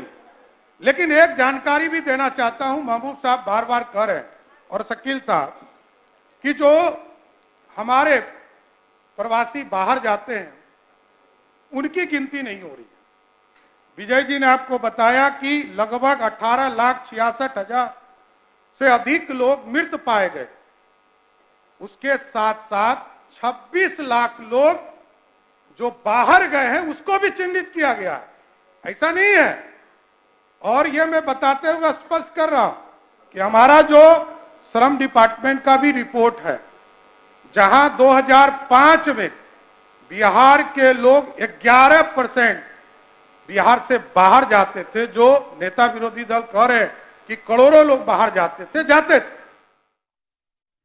अरे सम्राट चौधरी उप मुख्यमंत्री सदन में वही डेटा दे रहे हैं जो कि इलेक्शन कमीशन ने दिया है इस SIR का, कि भाई वो कह रहे हैं जो व्यक्ति मृत है अब उसके नाम पर तो किसी को वोट नहीं डालने दिया जाएगा ना, जो यहाँ रहता ही नहीं है उसके नाम का भी वोट नहीं डल सकता है, तो इस पर ऑब्जेक्शन नहीं होना चाहिए। फिर उन्हें याद आया लालू यादव भी कहते थे घुसपैठियों को बाहर निकालो। अब तेजस्वी यादव ने लेकिन एक और बात कही, उन्होंने कहा कि इस SIR को लेकर के उन्होंने कहा कि पहले वोटर सरकार चुनती थी, अब सरकार वोटर चुनती है कि कौन कौन वोट देगा। राहुल गांधी क्या कह रहे हैं, कल मैंने आपको स्टेटमेंट दिखाया था, उन्होंने कहा कि अब भारत में चुनाव चोरी हो रहे हैं। महाराष्ट्र और कर्नाटक का उन्होंने उदाहरण दिया, महाराष्ट्र की बात तो कही थी कल, कर्नाटक की भी बात कही। Election Commission is not functioning as the Election Commission of India. Today they've made some statement. This is complete nonsense. Right? The fact of the matter is that Election Commission is not doing its job. Now we have concrete 100% proof of Election Commission allowing cheating in a seat in Karnataka. Not 90%. When we decide to show it to you, it is 100% proof. Okay, and I want to send a message to Election Commission. Yes, sir. If you think you're going to get away with this, if your officers think you're going to get away with this, you're mistaken. You're not going to get away with it. Because we are going to come for you. अब उन्होंने कर्नाटक की किसी एक seat का हवाला दिया। अब ये कौन लोकसभा की सीट कह रहे हैं, काहे की सीट कह, लोकसभा के चुनाव की बात कर रहे होंगे, लेकिन उन्होंने कहा हमारे पास 100% प्रूफ है कि इलेक्शन कमीशन ने चोरी की मतलब बीजेपी को मदद पहुंचाने के लिए की। फिर वो ये भी कह रहे हैं कि अगर आपको लगता है, अफसरों के लिए कह रहे हैं, आपको लगता है कि आप ये बेईमानी करके बच जाएंगे तो ऐसा नहीं है, हम आपके पीछे आएंगे। और ये बात वो पहले भी कह चुके हैं कि सरकारें बदलती हैं, कभी हम भी होंगे सत्ता में, तो आप देख लें जो लोग आज बेईमानी कर रहे हैं वो आगे अपने अंजाम के लिए तैयार रहें। समीर, देखिए मुझे लगता है कि राहुल गांधी जिस सीट का जिक्र कर रहे थे वो डीके शिव कुमार के जो भाई चुनाव हारे बेंगलोर ग्रामीण से, और जब हारे तो डीके शिव कुमार का बयान आया था कि भाई मतलब मेरा ब्रदर हारा नहीं है, कांग्रेस हारी नहीं है, उसे हरवाया गया है चुनाव आयोग के द्वारा, और उन्होंने ये वो स्टेटमेंट दिया था। तो मुझे लग रहा है राहुल गांधी उस सीट का जिक्र कर रहे होंगे। देखिए राहुल गांधी तो लगातार चुनाव आयोग पर जिस तरीके से हमलावर है, जिस तरीके से लगातार वो ईवीएम का जिक्र करते रहते हैं, और राहुल गांधी के कारण विपक्ष के दल भी जिस तरीके से अब जो पूरी एसआईआर की एक्सरसाइज को जिस तरीके से कटघरे में खड़ा करने की कोशिश कर रहे हैं, और चुनाव आयोग ने बहुत बेहतर तरीके से, बहुत स्पष्ट तरीके से विपक्षी दलों को बुलाकर बताया है, तमाम तरह की पार्टियों को बताया है। चुनाव आयोग ने अभी सुप्रीम कोर्ट के अंदर जो अपना हलफनामा दाखिल किया उसमें बहुत स्पष्ट तरीके बताया है। सुप्रीम कोर्ट के जो प्रश्न थे, जो शंकाएं थी, उसका पूरा निराकरण चुनाव आयोग ने बहुत बेहतर तरीके से सबमिट किया है। 28 तारीख को सुप्रीम कोर्ट सुनने वाला है ना इसके ऊपर कि एसआईआर को लेकर क्या कोई गलत कार्रवाई चुनाव आयोग कर रहा है, क्या चुनाव आयोग किसी पार्टी की तरफ से काम करने की कोशिश कर रहा है। तमाम तरह के आयोग सुप्रीम कोर्ट के अंदर सुनवाई हो रही है और 28 तारीख को सुप्रीम कोर्ट इस पर निर्णय देगा। राहुल गांधी को 28 तारीख तक इंतजार करना ही चाहिए था एसआईआर को लेकर। सुप्रीम कोर्ट का स्टेटमेंट आने के बाद वो ये कह देते कि भैया चुनाव आयोग ने चोरी कर लिया है, अब सुप्रीम कोर्ट को भी केंद्र सरकार ने चोरी कर लिया, उनके पक्ष में नहीं आता, आरोप लगाने के लिए वो फ्री है। वैसे आपने देखा होगा इस एसआईआर के खिलाफ तो जेडीयू के एमपी भी बोलने लगे। हाँ, बांका के जो यादव, उनके जो बांका के सांसद है गिरधारी यादव, उन्होंने भी कल इस बात का बयान दिया है कि ये भाई तुगलकी फरमान है और ये नहीं होना चाहिए था। हालांकि अब उन्होंने जिस तरीके से दिया होगा, अब जनता दल यूनाइटेड तय करेगी उनसे क्या करना है, लेकिन मुझे ऐसा लगता है कि ठीक है उन्होंने अपनी बात रखी होगी, लेकिन चुनाव आयोग हर कदम पर आपको अवगत करा रहा है, हर डाटा आपको उपलब्ध करा रहा है, हर बात को वो अपनी साइट पर अपलोड कर रहा है, पूरी पारदर्शिता के साथ चुनाव आयोग सारी जानकारी आपको उपलब्ध करा रहा है। और जब चुनाव आयोग कह रहा है कि जो 57 लाख के वोट कटे उसमें कितने लाख लोगों की मृत्यु हो गई है, कितने लाख के डबल कार्ड बन गए, कितने लोगों का पलायन हो गया है, वो दूसरी जगह शिफ्ट हो गए, अब आप यह हो कि नहीं उनका भी आप कार्ड बंद रहने दो, जो मर गए उनके नाम पर भी कोई जिंदा आदमी वोट करने के सवाल वो ये देखिए जो आप कह रहे हैं, जो हर्षवर्धन जी ने कहा कि इतने लाख वोट कटेंगे तो सारे आपके हैं, ये आप कैसे जानते हो, और क्या ये मुमकिन है कि इलेक्शन कमीशन बेईमानी कर रहा है? तो जो होता है ना फर्जीवाड़ा जो होता है वोटों का, वो ज्यादातर मरे हुए लोगों में और जो छोड़ के चले गए लोग उन्हीं में होता है, क्योंकि जो मृत हो गया उसके नाम पर कोई वोट डाल देता है। और जो बाहर चले गए, क्या होता है, जो पॉलिटिकल पार्टी के जो एजेंट होते हैं ना, वो उनकी जिम्मेदारी होती है कि आइडेंटिफाई करें। अब वो एजेंट अगर मान लीजिए विपक्षी पार्टी का एजेंट मिल गया है अपने प्रतिद्वंदी की पार्टी से और वो ऑब्जेक्शन नहीं कर रहा है और कोई वोट डालने आया, तो जो पीठासीन अधिकारी वो भी कुछ नहीं कर सकता, वो नाम दिया उसने डाल दिया, तो फिर तो ठीक है एक्सरसाइज ये उस लिहाज से ठीक है। मैं कह रहा हूँ क्योंकि फर्जीवाड़ा जो 56 लाख या 28 लाख 25 लाख का जो आंकड़ा है ना, ये 20 लाख का, ये इन्हीं में फर्जीवाड़ा 58 लाख पर 48 लाख पर सबसे ज्यादा होने की संभावना होती है। क्योंकि अच्छा जब ये जाते हैं घर घर लेकर के तो उन्हें पता लग जाता है किस घर से कौन आदमी बाहर है और कौन मर गया। तो उनका उस घर में 6 वोट थे, बोले 4 ही बचे हैं, एक दादा चले गए ऊपर और भैया चले गए कमाने, तो उनका इंतजाम कर लिया। तो वो डलवाएगा, वो जो 2 वोट जो इनवैलिड हो जाने चाहिए थे, वो कैसे डलवाएगा? ये उसी परिवार से डलवाएगा? नहीं, वो सब डालेगा, आईडी कार्ड कैसे बनेगा, उसका वोटर आईडी कार्ड कैसे बनेगा? मतलब इसका तो मैं गवाह रहा हूं, गांव में अगर शहर के किसी व्यक्ति का वोट नहीं है तो वहां कहां लिखा हुआ है कि कितने ऊपर जाएगा, और मतलब 18 के ऊपर नीचे वाली बात मैं कर रहा हूं, तो 16-17 साल का लड़का जाके वोट डाल के आएगा। और अगर वहां पर एक ही जातीय समूह या एक ही पार्टी का प्रभुत्व है, दबदबा है, बड़ा आराम से हो जाएगा। तो फिर वो कुछ बोलेगा ही नहीं। नहीं, लेकिन आपको आईडी दिखानी पड़ती है बूथ पे जाके, आपका नाम होता है लिस्ट में। वही जो लोग देख रहे हैं, वही मुंसिफ, वही मैं वही तो कह रहा हूं। और वो उसमें कोई भी पार्टी का हो, मतलब किसी पार्टी का हो। और विशेष करके जो ये कह रहे हैं ना, भाई बाहर चले गए इतने लोग, और वो गांव पूरा एक पार्टी का है, एक पार्टी एक बिरादरी, एक बिरादरी का है, तो वो वहां प्रभावी हो जाएगा। एक आपको नोकझोंक की तस्वीर और दिखा देता हूं मैं। बिहार में विपक्षी पार्टियां नीतीश सरकार के खिलाफ मोर्चा खोले हुए हैं और एआईएमआईएम ने नीतीश सरकार के खिलाफ प्रोटेस्ट किया है। जेडीयू और एमआईएम के नेता के बीच में विधानसभा के बाहर जबरदस्त नोकझोंक भी हुई। एआईएमआईएम के प्रदेश अध्यक्ष हैं, विधायक भी अख्तरुल ईमान। इन्होंने कहा कि नीतीश सरकार ने स्कूलों में उर्दू खत्म कर दी है, उर्दू के कातिल है नीतीश कुमार। जेडीयू के एमएलसी थे खालिद अनवर, उनके सामने ये बातें हो रही थी, बैनर वैनर लेकर आए हुए थे। सुनिए देखिए ये क्या है, ये क्या है, जवाब दीजिए। मुसलमानों के दरमियान में सरकार की दलाली करते हैं लोग, लेकिन आप कहते हो मेरे साथ नहीं है। उर्दू के बारे में जवाब दीजिए, उर्दू के बारे में जवाब दिए। सरकार को कहिए उर्दू की कातिल है सरकार, उर्दू की कातिल है सरकार। हाई स्कूलों में उर्दू टीचर बहाल नहीं हो रहा है, जवाब दीजिए आप। हाई स्कूलों में मानक मंडल में उर्दू हटा दिया गया, जवाब दीजिए आप। ये नहीं, मुसलमानों में जाकर सरकार की आप लोग वकालत करते हैं, जवाब दीजिए। आप जिनके साथ कत्ल किया यहाँ पे, मैं किसी के साथ नहीं हूँ, मैं किसी नहीं बिल में कांग्रेस के साथ है, उन्होंने उर्दू को इन लोगों ने दूसरी सरकारी जबान का दर्जा दिया था। आज उर्दू स्कूल में नॉन उर्दू टीचर बहाल हुए हैं। आज उर्दू में हाई स्कूल में उर्दू मानक मंडल में अभी हटाया गया है। झूठ बात। हाई स्कूल का जवाब दीजिए, हाई स्कूल में उर्दू मानक मंडल में क्यों नहीं है? ये ऐसा लगता है जैसे इन्होंने ये जेडीयू के एमएलसी का एम्बुश कर दिया, बस कुछ घेर के कहीं से निकलने मत दो। सवाल है मुस्लिम वोट का। एआईएमआईएम को तो चलिए पिछली बार वोट मिला ही था, इस बार भी वो पूरा प्रयास कर रहे हैं और वोट मिल सकता है उनको। जेडीयू को कोई मुस्लिम वोट की उम्मीद रखनी चाहिए कि नहीं रखनी चाहिए, सवाल ये पूछा जाना चाहिए। समीर जी बता दीजिए।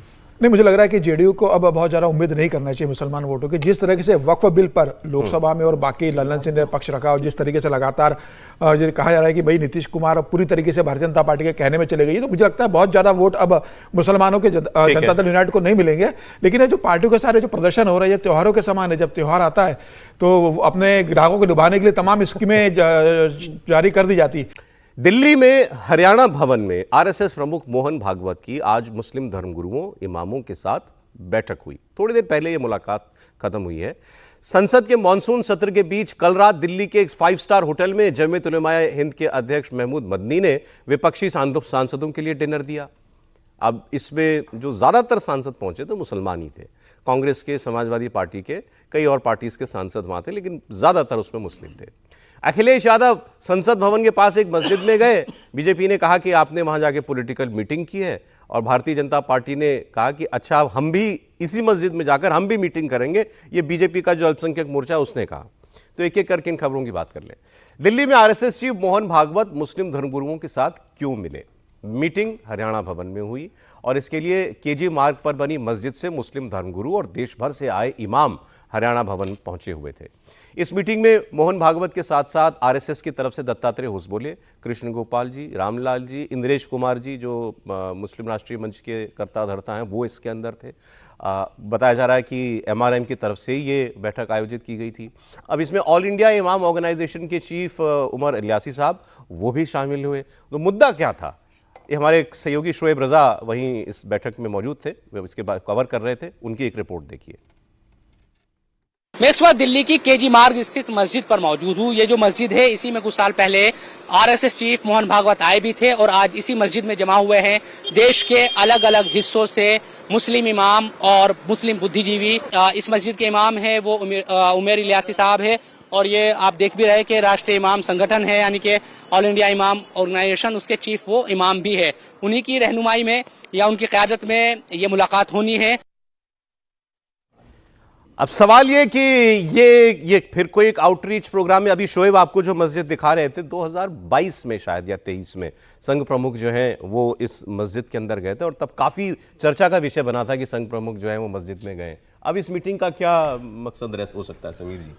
देखिए, मुझे लगता है इस बैठक का कोई राजनीतिक निष्कर्ष निकालने की किसी भी तरह की जरूरत नहीं है। संघ प्रमुख तो लगातार मिलते रहते हैं।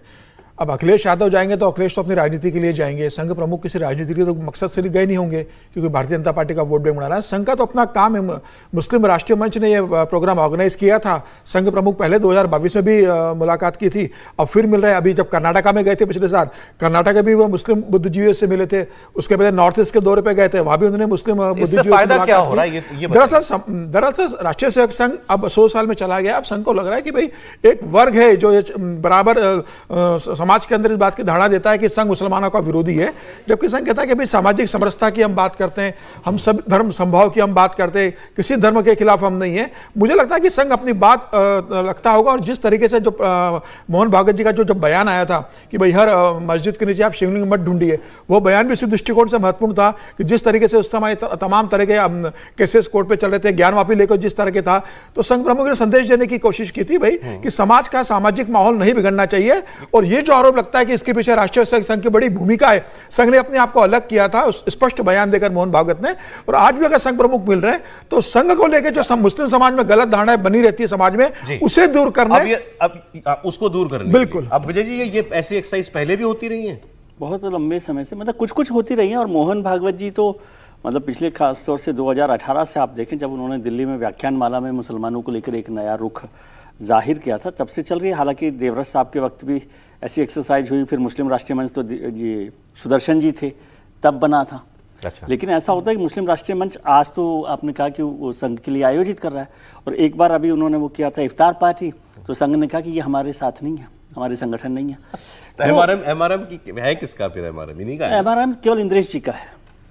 संघ की नहीं, संघ की एफिलिएट बॉडी नहीं है वो। एफिलिएट बॉडी नहीं, यदि आप संघ के ऑर्गेनाइजेशन की वेबसाइट देखेंगे तो उसमें मुस्लिम राष्ट्रीय मंच नहीं है, ये साफ होना चाहिए आपको। अच्छा। तो पहली बात ये है। और जो भागवत साहब है वो लगातार कोशिश कर रही है कि मुस्लिम आउटरीच पर काम करना चाहिए, और वो बयान भी उस तरह से देते रहे अपनी तरफ। ये अलग बात है कि कोई उनकी बात नहीं सुन रहा। मुझे पता नहीं कि यहाँ पर QR कोड देखकर अंदर बुलवाया गया था कि नहीं बुलवाया गया था लोगों को, लेकिन उनकी बात और सही कहा समीर जी ने। सुप्रीम कोर्ट ने बैन लगाने से मना कर दिया सर। समीर जी ने ठीक बात कही कि भाई बीजेपी के लिए कोई इसमें एक्सरसाइज नहीं हो रही, क्योंकि बीजेपी को तो मुस्लिम वोट चाहिए ही नहीं। तो ये भागवत साहब अपनी एक्सरसाइज इनको मतलब आरएसएस को मुसलमान स्वयंसेवक चाहिए नहीं, वो एक सामाजिक समरसता पर काम कर रहे हैं। ये मोहन भागवत जी को, और मैं मोहन भागवत जी को कहता हूं कि देवव्रत के बाद वो सबसे साहसिक सरसंघ चालक हैं जो एक नई लीग खड़ी करना चाहते हैं। नहीं, मैं फिर भी कहूंगा सर कि मतलब इसका कोई प्रभाव पड़ता हुआ भी दिख रहा है क्या? मुसलमान का नजरिया संघ को लेकर के कुछ सॉफ्ट हो रहा हो? नहीं, कोई प्रभाव नहीं है। देखिए ऐसा है, हिसाब से कोई प्रभाव नहीं है। ऐसा है कि जैसे समीर भाई ने कहा कि इसमें कोई राजनीति नहीं है। संघ तो वैसे सांस्कृतिक संगठन है, तो संस्कृति की बात कर रहा है। और संघ एक ऐसा संगठन है जो राजनीति करते हुए भी सबसे ज्यादा राजनीति इस देश में करता है अपने अनुषांगिक संगठनों के जरिए, लेकिन वो सांस्कृतिक संगठन है। अब जैसे अभी कहा कि मुस्लिम राष्ट्रीय मंच इंद्रेश जी का है, इंद्रेश जी किसके हैं? इंद्रेश जी संघ के हैं। तो अब वेबसाइट पर उस पर मुस्लिम राष्ट्रीय मंच है नहीं, तो मतलब अब इससे ज्यादा क्या इसको आप दोहरा रवैया कहेंगे कि वो आप हमारे देहरी के पार हो, हमारे हो लेकिन देहरी के अंदर मत आ जाना। बहुरिया बहुत प्यारी, हमारे उद्यम कहा जाता है, जो हर्षवर्धन जानेंगे कि बहुरिया बहुत प्यार है लेकिन देहरी 10 से 10 है। तो ऐसे ये सिर्फ एक आउटरीच की कोशिश ये है कि संघ प्रमुख को भी मालूम है कि भारतीय जनता पार्टी के लिए मुस्लिम वोट बहुत नाम मात्र को ही मिलता है, शून्य तो कहीं नहीं होता, कुछ ना कुछ देते ही होंगे लोग। अब शहनवाज हुसैन देते ही होंगे, मुख्तार अब्बास नकवी देते ही होंगे। तो जो लेकिन यह है कि एक मैसेज जाता है कि भाई देखिए हम आपके खिलाफ नहीं है।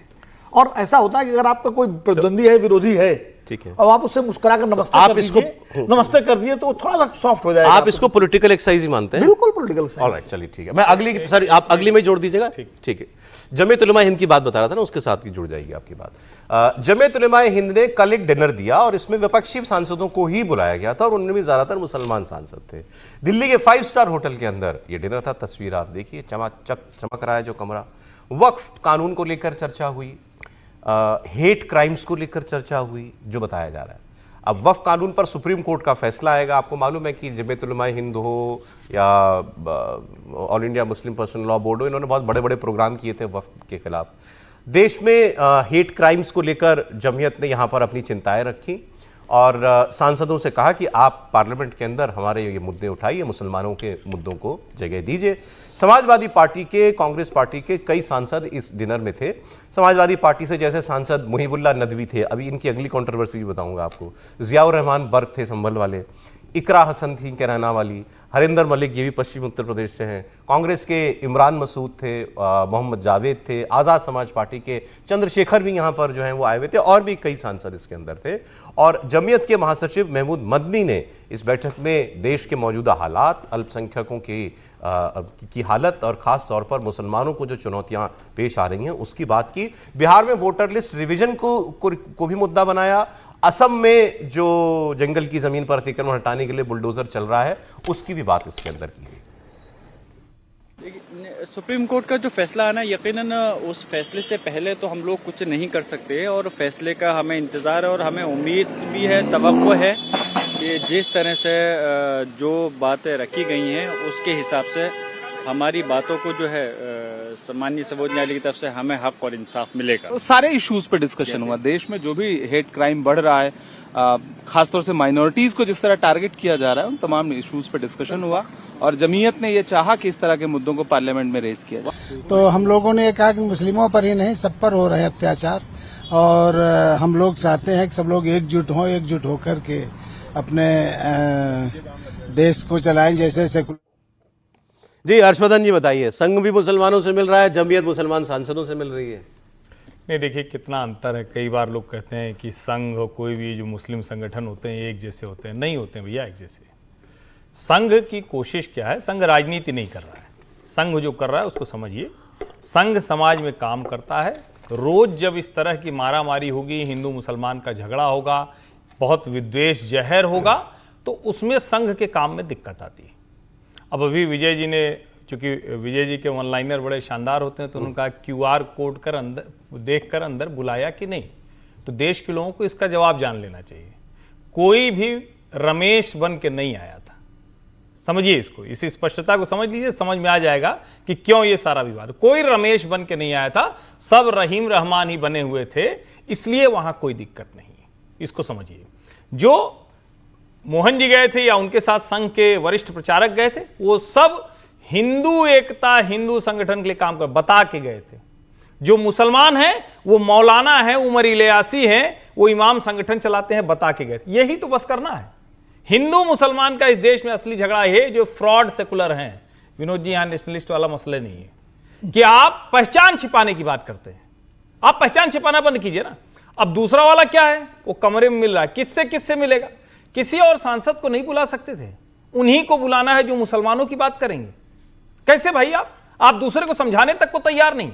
इस देश की असल समस्या है, इसको समझना जरूरी है। आप कह रहे हैं जमीयत को बीजेपी वालों को ही बुलाना चाहिए था। बीजेपी को बुलाएं ना बुलाएं, और लोग बुला, कांग्रेस के ही ऐसे लोग जो थोड़ा और विचार रखते हो उनको बुलाते। आप चुन चुन कर वहीं बुलाते हैं। और मैं फिर कह रहा हूं, दायरे से बाहर मुसलमान समाज को निकलना है। उससे पहले ये जो एलीट मुसलमान हैं, इनको घेट्टोइजेशन से बाहर निकलना है। ये बस्ती में मुसलमान को सड़ाते हैं और खुद भी अपनी ऊंची बस्ती बना लेते हैं, उसमें बस्ती ही बनाते हैं। अगर जमीयत जैसी बॉडी जो मुसलमानों की बॉडी है, वो ज्यादातर मुसलमान सांसद ही थे, हालांकि सब नहीं थे उसमें, सब नहीं थे। वो ये उम्मीद कर रही है कि आप पार्लियामेंट में मुसलमानों के मुद्दे उठाइए, तो क्या खराब, क्या मतलब प्रॉब्लम क्या है? मैं कहता रहा हूं, ये चिंता की बात है ना कि अगर उनके पास बस इतने ही लोग हैं मुद्दे उठाने के लिए। आप सोचिए, समझिए ना। आप जब ऐसी बैठक बुलाते हैं तो आउटरीच तो करते ही करते हैं ना, मेरा दायरा बढ़े। हर व्यक्ति का सामाजिक जो काम करता है उसका क्या है? दायरा बढ़े। वो दायरा बढ़ाने को तैयार नहीं है। वहां जो दायरा घटा कर जाए, कोई हिंदू नेता अपनी सोच को काटे, उनके हिसाब से बात करने लगे तो कल को न्योता मिलने लगे। और जो मुस्लिम राष्ट्रीय मंच है, बड़ा स्पष्ट है, संघ की प्रेरणा से, संघ से निकले प्रचारक, संघ के स्वयंसेवक देश में हजारों संगठन चला रहे हैं। मुस्लिम राष्ट्रीय मंच बाकायदा संघ की प्रेरणा से चला। सुदर्शन जी के समय में इंद्रेश जी निकले। इंद्रेश जी वरिष्ठ प्रचारक हैं संघ से, लेकिन उसका कोई काम संघ की गतिविधि में शामिल नहीं होता है। ये स्पष्ट। देखिए, कल आरिफ मोहम्मद साहब ने बहुत अच्छी बात बोली कि वह किशनगंज में एक मुस्लिम ट्रस्ट का संबोधन करने गए थे। उन्होंने कहा था कि भाई हजारों साल जिस कम्युनिटी ने इस देश पर राज किया वो अल्पसंख्यक कैसे हो गया। बोले उन्हें अपने आप को अल्पसंख्यक नहीं मानना चाहिए। बोले अल्पसंख्यक की परिभाषा ये नहीं कि जिसकी संख्या कम हो। बोले समाज में अल्पसंख्यक वो है जिसके साथ भेदभाव होता है, उसे अल्पसंख्यक मानना चाहिए। और मुसलमान इस देश में अल्पसंख्यक नहीं है। ये आरिफ मोहम्मद खान ने कल बहुत स्पष्ट कहा है और मुसलमानों से कहा है कि आप 140 करोड़ लोग जो भारतवासी है, आप उसी का हिस्सा हो, आप इससे अलग मत मानिए, अल्पसंख्यक मत मानिए, भारत से अलग मत मानिए, भारत के विकास में अपना योगदान दीजिए। और हम सब 140 करोड़ भारतवासी है। जो मोहन भागवत जी कहते हैं कि भाई संघ तो 140 करोड़ समाज को पूरा भारतीय समाज मानता है, वो कहां कहता है कि इसमें मुसलमान शामिल नहीं है? पूरे 140 करोड़ समाज का हिस्सा है। और उन्हीं 140 करोड़ लोगों से मिलने के लिए कल संघ प्रमुख मोहन भागवत ने जो मुलाकात की है, अपनी भारतीय मानते हुए उनसे मुलाकात की। एक लाइन और जोड़, संघ बार बार ये भी कहता है कि ये काफिर बोलना बंद करो भाई। हमारे आपके बीच में प्रेम कैसे हो सकता है? आप हमको दुश्मन रोज बताओगे कि इनको तो धरती पर रहने का अधिकार ही नहीं।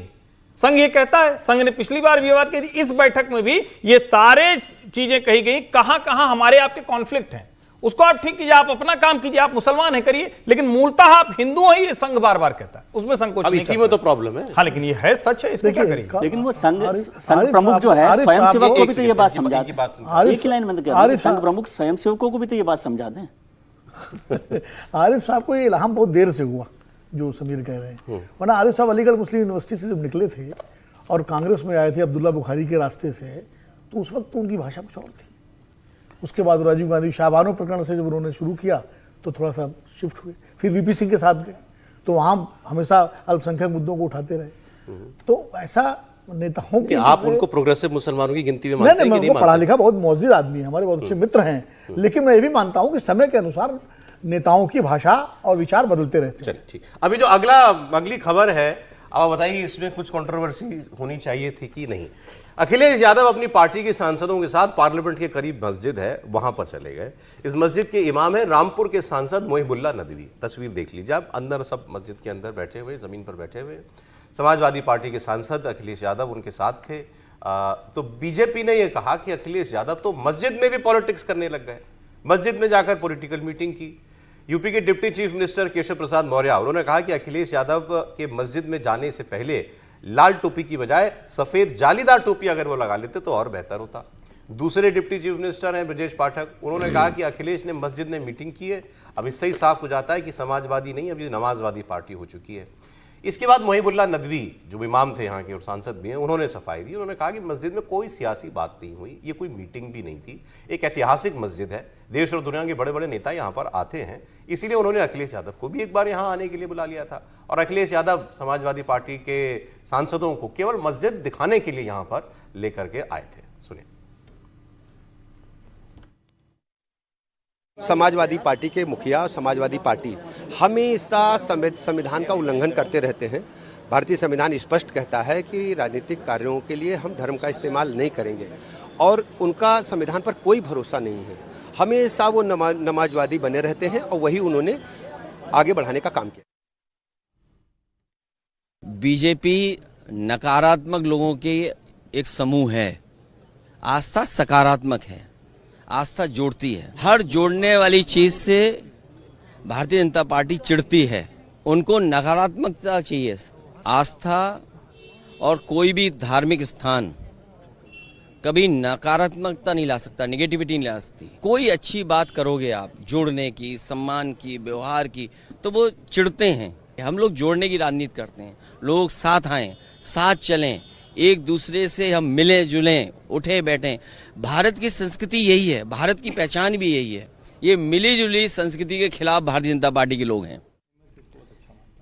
अच्छा, बयानबाजी से अलग इसमें हुआ क्या कि अब बीजेपी के जो अल्पसंख्यक मोर्चा के लोग हैं, उन्होंने कहा अब तो हम भी जाएंगे इस मस्जिद में, हम भी जाके मीटिंग करेंगे, देखते हैं हमको ये अंदर जाने देते हैं कि नहीं जाने देते हैं। बताइए साहब, कंट्रोवर्सी है इसमें कोई? नहीं, मुझे तो इसमें कोई ऐसा लगता नहीं, बल्कि मुझे तो कुछ बड़ा अच्छा लगा।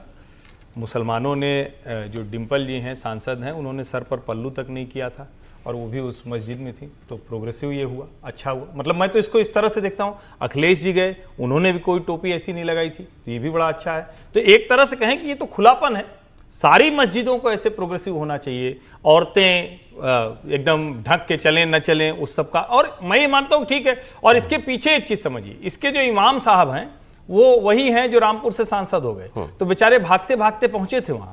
अब उनको पता है कि जो सांसदी हो गई वो तो अखिलेश जी के पास मिली, लेकिन वो किस वजह से मिली है? क्योंकि हम यहाँ के इमाम हैं, तो वो अपना धर्म जानते हैं, इसलिए वो, मतलब मुझे इसमें कोई बहुत नहीं दिखता, वो अपनी नौकरी और पक्की कर रहे हैं। सर, अखिलेश यादव कह रहे थे कि सांसदों को दिखाने ले गए थे इतनी ऐतिहासिक, तो अपने सांसदों को लेकर अखिलेश यादव को राम मंदिर भी चले जाते दिखाने के लिए।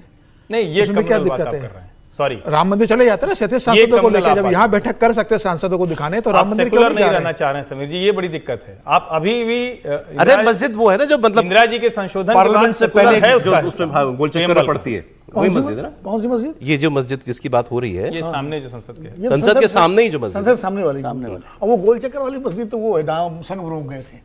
अच्छा, वो जो करजन रोड की गोल नहीं, चक्कर पे ये ठीक सामने वाली है। ठीक ये सामने हामिद है। अंसारी जी यहीं जाते हैं, जिनके लिए मायावती जी ने कहा था कि ये बिल्कुल यही वो मस्जिद रोज 1 बजे एडजर्न करके जाते हैं नमाज पढ़ने के वो लिए। जो है, और उस समय मायावती जी की पार्टी में थे प्रजेश पाठक जी, जो अभी कुछ ज्ञान दे रहे थे ना आपको, समाजवादी जो पार्टी। समाजवादी ये जो संघ प्रमुख जहाँ गए थे, वो मस्जिद जो है वो करजन रोड गोल चक्कर पे है। और वो मस्जिद की का वो तो रक्षा भवन के नजदीक है। बड़ा इतिहास दिलचस्प है उसका कि वो मौलाना जमील इलियासी जो इनके पिता ही थे, उमर इलियासी के इमाम संगठन की स्थापना जिन्होंने की थी, उसके अध्यक्ष थे, उनको वो जमीन इंदिरा जी के जमाने में अलॉट हुई थी।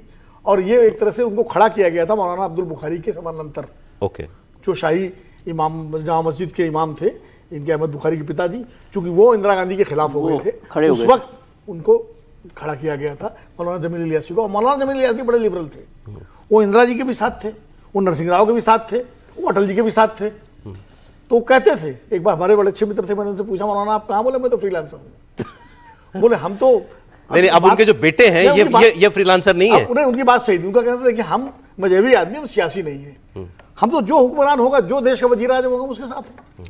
और गलत भी क्या था इसमें? इतने कम सियासी थे। और नरसिम्हा राव बाबरी मस्जिद, देश की हाईएस्ट सेंसिटिव जोन में जहां किसी का घर तक नहीं हो सकता, वहां उसके चौराहे पे मस्जिद और घर भी है उनका, उसी चौराहे पे मस्जिद है, चौराहे पे घर है, चौराहा वहीं घूमते हैं, वहीं घूमता, यानी आपको सिक्योरिटी जानी है तो सब रुक जाएगा, लेकिन वो रहेंगे। नहीं, आप उसी वहां रह रहे हैं। हर्षवर्धन, आप उसी परिक्रमा करते हैं उस मस्जिद। हाँ, सब जाते हैं। मैं उसी की बात कर रहा था, मैं मुझे लगा शायद ये वाली वही मस्जिद नहीं, ये तो दूसरी। ठीक है। अब सर यूपी और एमपी में जिस किस्म की हिंदुत्व की राजनीति हो रही है, एक बार जरा आपको बताऊं, कुछ एक खबर सुन के तो आप चौंकेंगे।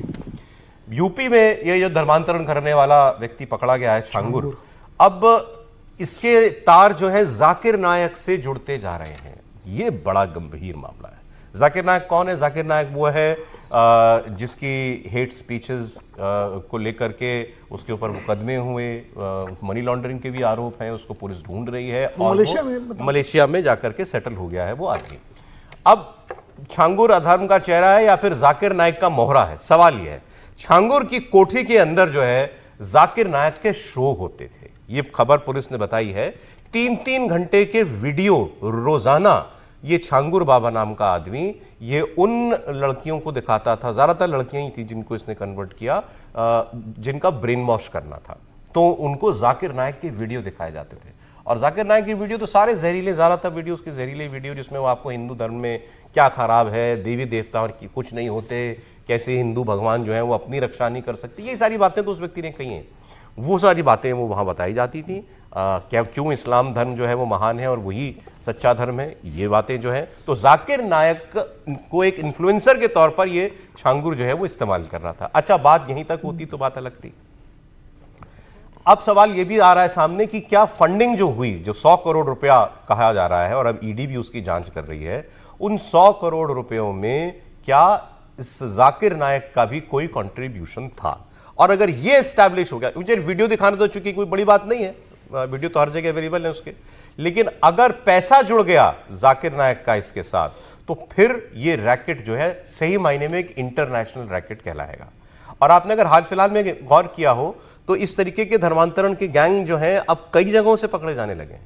आगरा से अभी एक बड़ा मामला सामने आया है, यूपी में ही कई और जगहों पर 4 अलग-अलग शहरों से भी कुछ लोगों को 4 अलग-अलग शहर, 4 अलग-अलग शहर। बहुत हैरानी नहीं। आपने थोड़ा सा बोला कि छांगुर इन्फ्लुएंसर की तरह से उनको इस्तेमाल कर रहा था, जाकिर नायक को।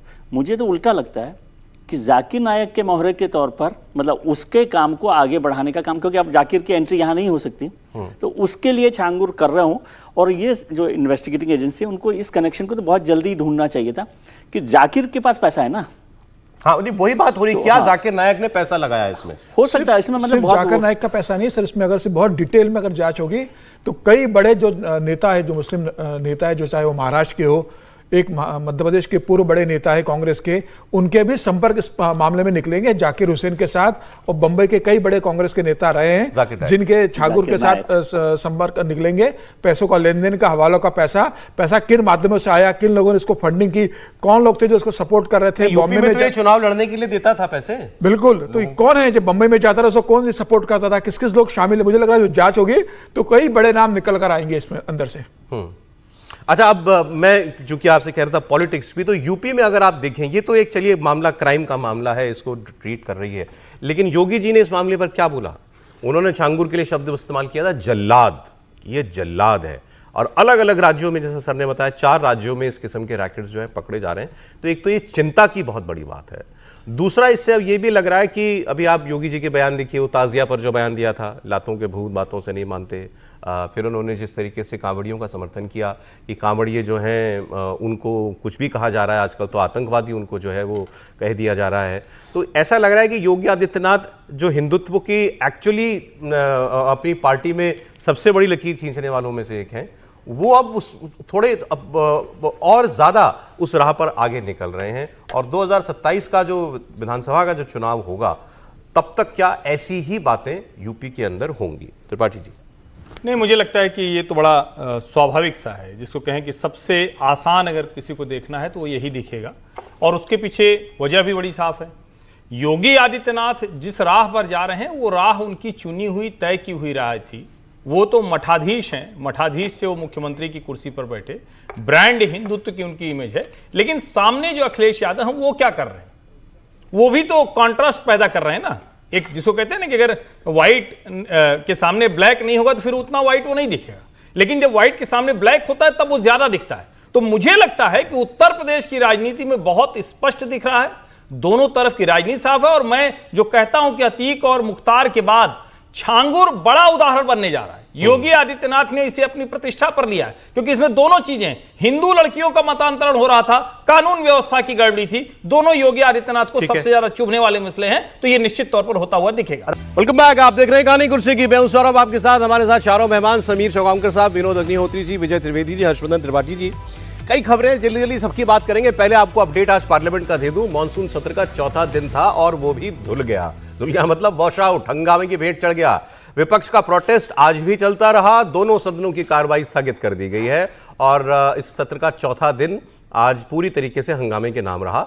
बिहार में वोटर लिस्ट का रिवीजन हो, ऑपरेशन सिंदूर पर चर्चा की मांग हो, कई मैटर्स को लेकर दोनों सदनों में खूब हंगामा हुआ। संसद की कार्रवाई शुरू होते ही, बल्कि उससे पहले ही, विपक्षी सांसदों ने संसद के दरवाजे पर बैनर पोस्टर लेकर के प्रदर्शन किया। सोनिया गांधी भी आज इस प्रोटेस्ट का हिस्सा थी। ये एक नई बात है। राहुल गांधी, प्रियंका गांधी, वो तो शामिल हो ही रहे, आज सोनिया गांधी भी इस प्रोटेस्ट में थी। अगर थोड़े नारेबाजी सुनवा दीजिए, बाहर क्या हो रहा था, फिर अंदर का बताएंगे आपको आज।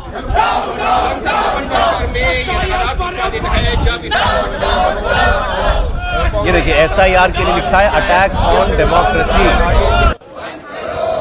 हालांकि जगदीप धनखड़ जी के लिए भी बहुत आंसू बहाए विपक्ष के कई लोगों ने, लेकिन आज शायद वो मुद्दा नहीं था।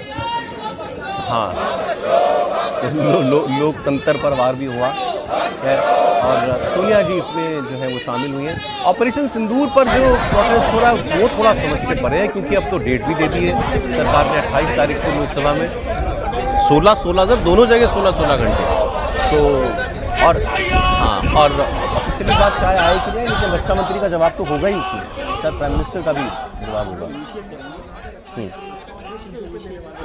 वो प्रधानमंत्री भी जवाब देंगे, मतलब बात रखेंगे, इंटरवीन करेंगे। तो मतलब मुद्दा फिर एक बड़ा बिहार का ही बचता है विपक्ष के पास, वैसे देखें तो, क्योंकि उसकी तो तिथि आ गई। सुन लेते हैं, 2 बयान है हमारे पास। Parliament exists also for democratic discussion, and there's no democratic discussion taking place. And whenever we want to speak, whenever the opposition leaders want to speak, they are not allowed to speak. We have been asking for discussions. They should agree to this. Surprised to see that the disruption was starting from the treasury benches. I was surprised. They would pick a topic so that we react to the topic, and then there's a hangama and the house gets adjourned. And so I think it's suiting them just fine, frankly. नहीं कहना चाहते हैं कि कृपा करके Congress party और विपक्ष चर्चा करें। चर्चा को तैयार हैं, हमें भी बहुत कुछ कहना है, लेकिन चर्चा से भागते हैं मतलब लगता है जनता के वोट से डरते हैं। और राहुल गांधी ने कल कहा कि मैं चुनाव आयोग को एक्सपोज करूंगा। जरूर करें, लेकिन मैं उनसे दूसरी बात कहूंगा, राहुल जी अगर आपको वोट नहीं मिलता आपकी पार्टी को तो हम क्या करें? आप लोकसभा में हार गए, आप हरियाणा में हार गए, आप महाराष्ट्र में हार गए, आप दिल्ली में हार गए, आगे बिहार भी हारेंगे। तो राहुल गांधी जी ऐसा करिए अपने विचार और आचरण से कि जनता आपको वोट दे। रोना बंद करिए।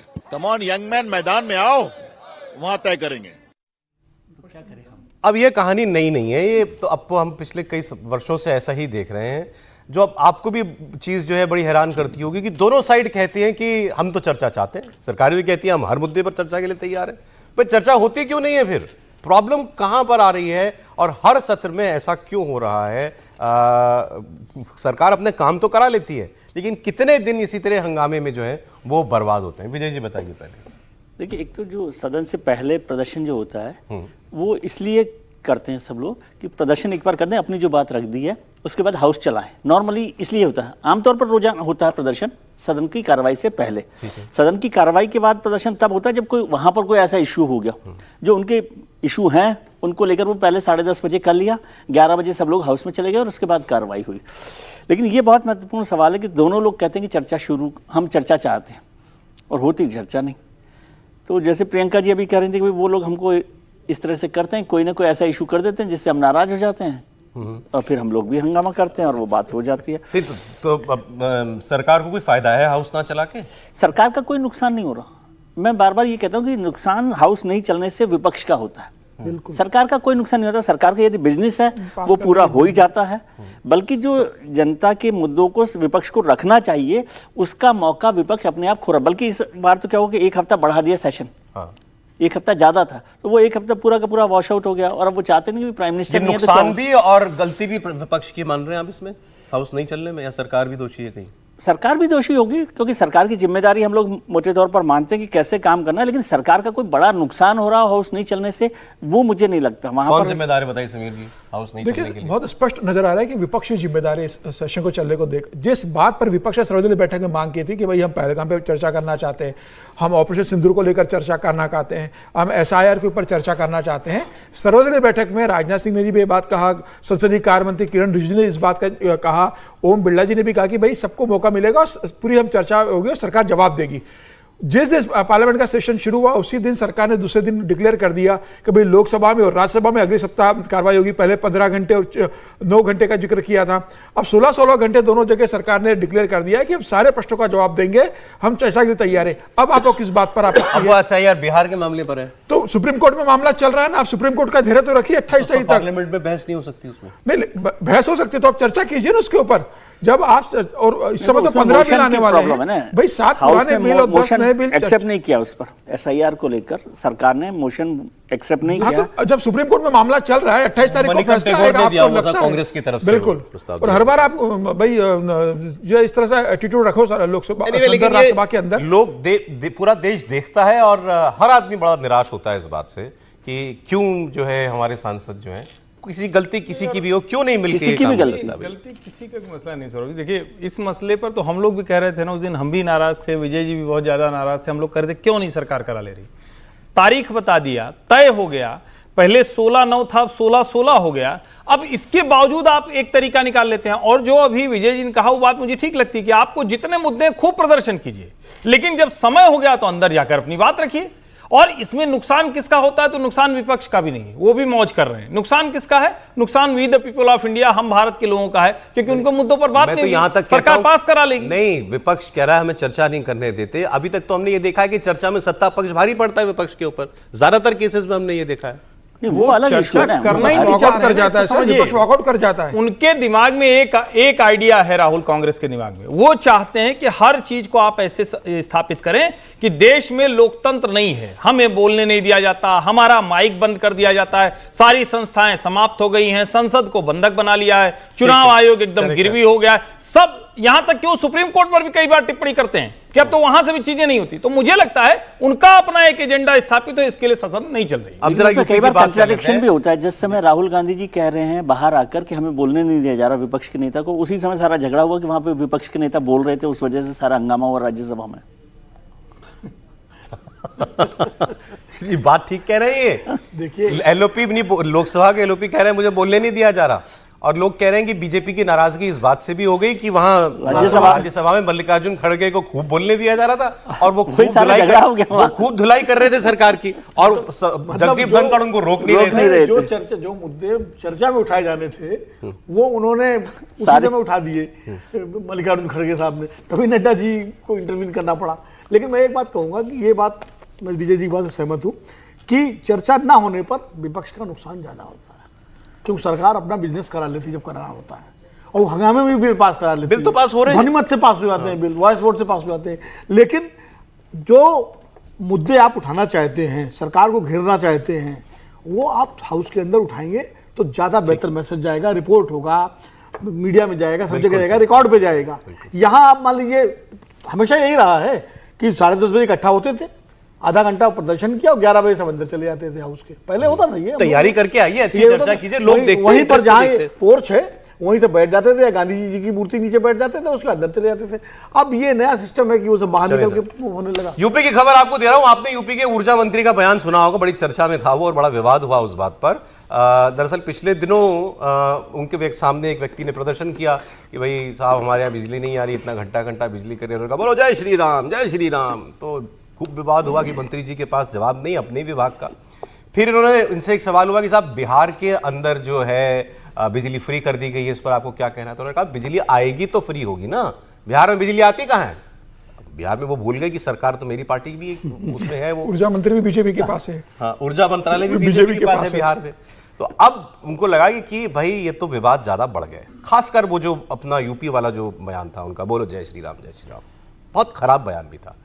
अब एक तस्वीर ऐसी आई, एक वीडियो ऐसा आया, अब ये जानबूझ के वीडियो बनाया गया, प्रायोजित था सब कुछ, या फिर भाई मंत्री जी की बैठक से वीडियो निकल गया, ये बात हो सकती है। लेकिन वो वीडियो में ये है कि अपने अफसरों को खूब डांट लगा रहे हैं, खूब सुना रहे हैं, और उसमें टॉप ऑफिशियल से लेकर के सेक्रेटरी वगैरह से लेकर के इंजीनियर सब हैं, और कह रहे हैं तुम लोगों ने कहा तुम लोगों ने क्या सरकार की सुपारी ले ली है? जनता परेशान है, जन प्रतिनिधि आम जनता हर कोई जो है मुझे कोस रहा है, ताने दे रहा है, और आप लोग कुछ कर ही नहीं रहे, इसी कमरों में बैठे हैं, अब ऐसा काम नहीं चलेगा, लोग मेरे बाल नोच रहे हैं, उन्होंने कहा। सुनिए आप, वो वीडियो है। इतना हमारा बाल क्यों नोचा जा रहा है भाई? हमारी हाजिरी में ट्रांसफार्मर जल रहे हैं, हमारे देखते देखते विधायक और जनप्रतिनिधि हमको गाली दे रहे हैं, सरकार को गाली दे रहे हैं, तो आप कहते हैं कि सब ठीक है कागज पे।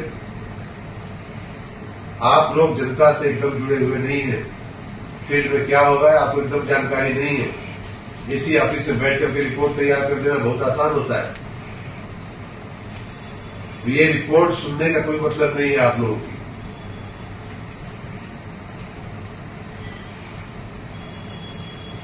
आप लोगों ने मैं आज बहुत ही नाराज, बहुत ही दुखी होकर के यहाँ आया, और मैं फिर आशीष आपको भी कह रहा हूं कि हम एक पब्लिक यूटिलिटी चला रहे हैं, पब्लिक सर्विस चला रहे हैं, ये कोई बनिया की दुकान नहीं हम चला रहे हैं, पैसा नहीं दिया सामान नहीं मिलेगा, सामान हमको देना पड़ेगा।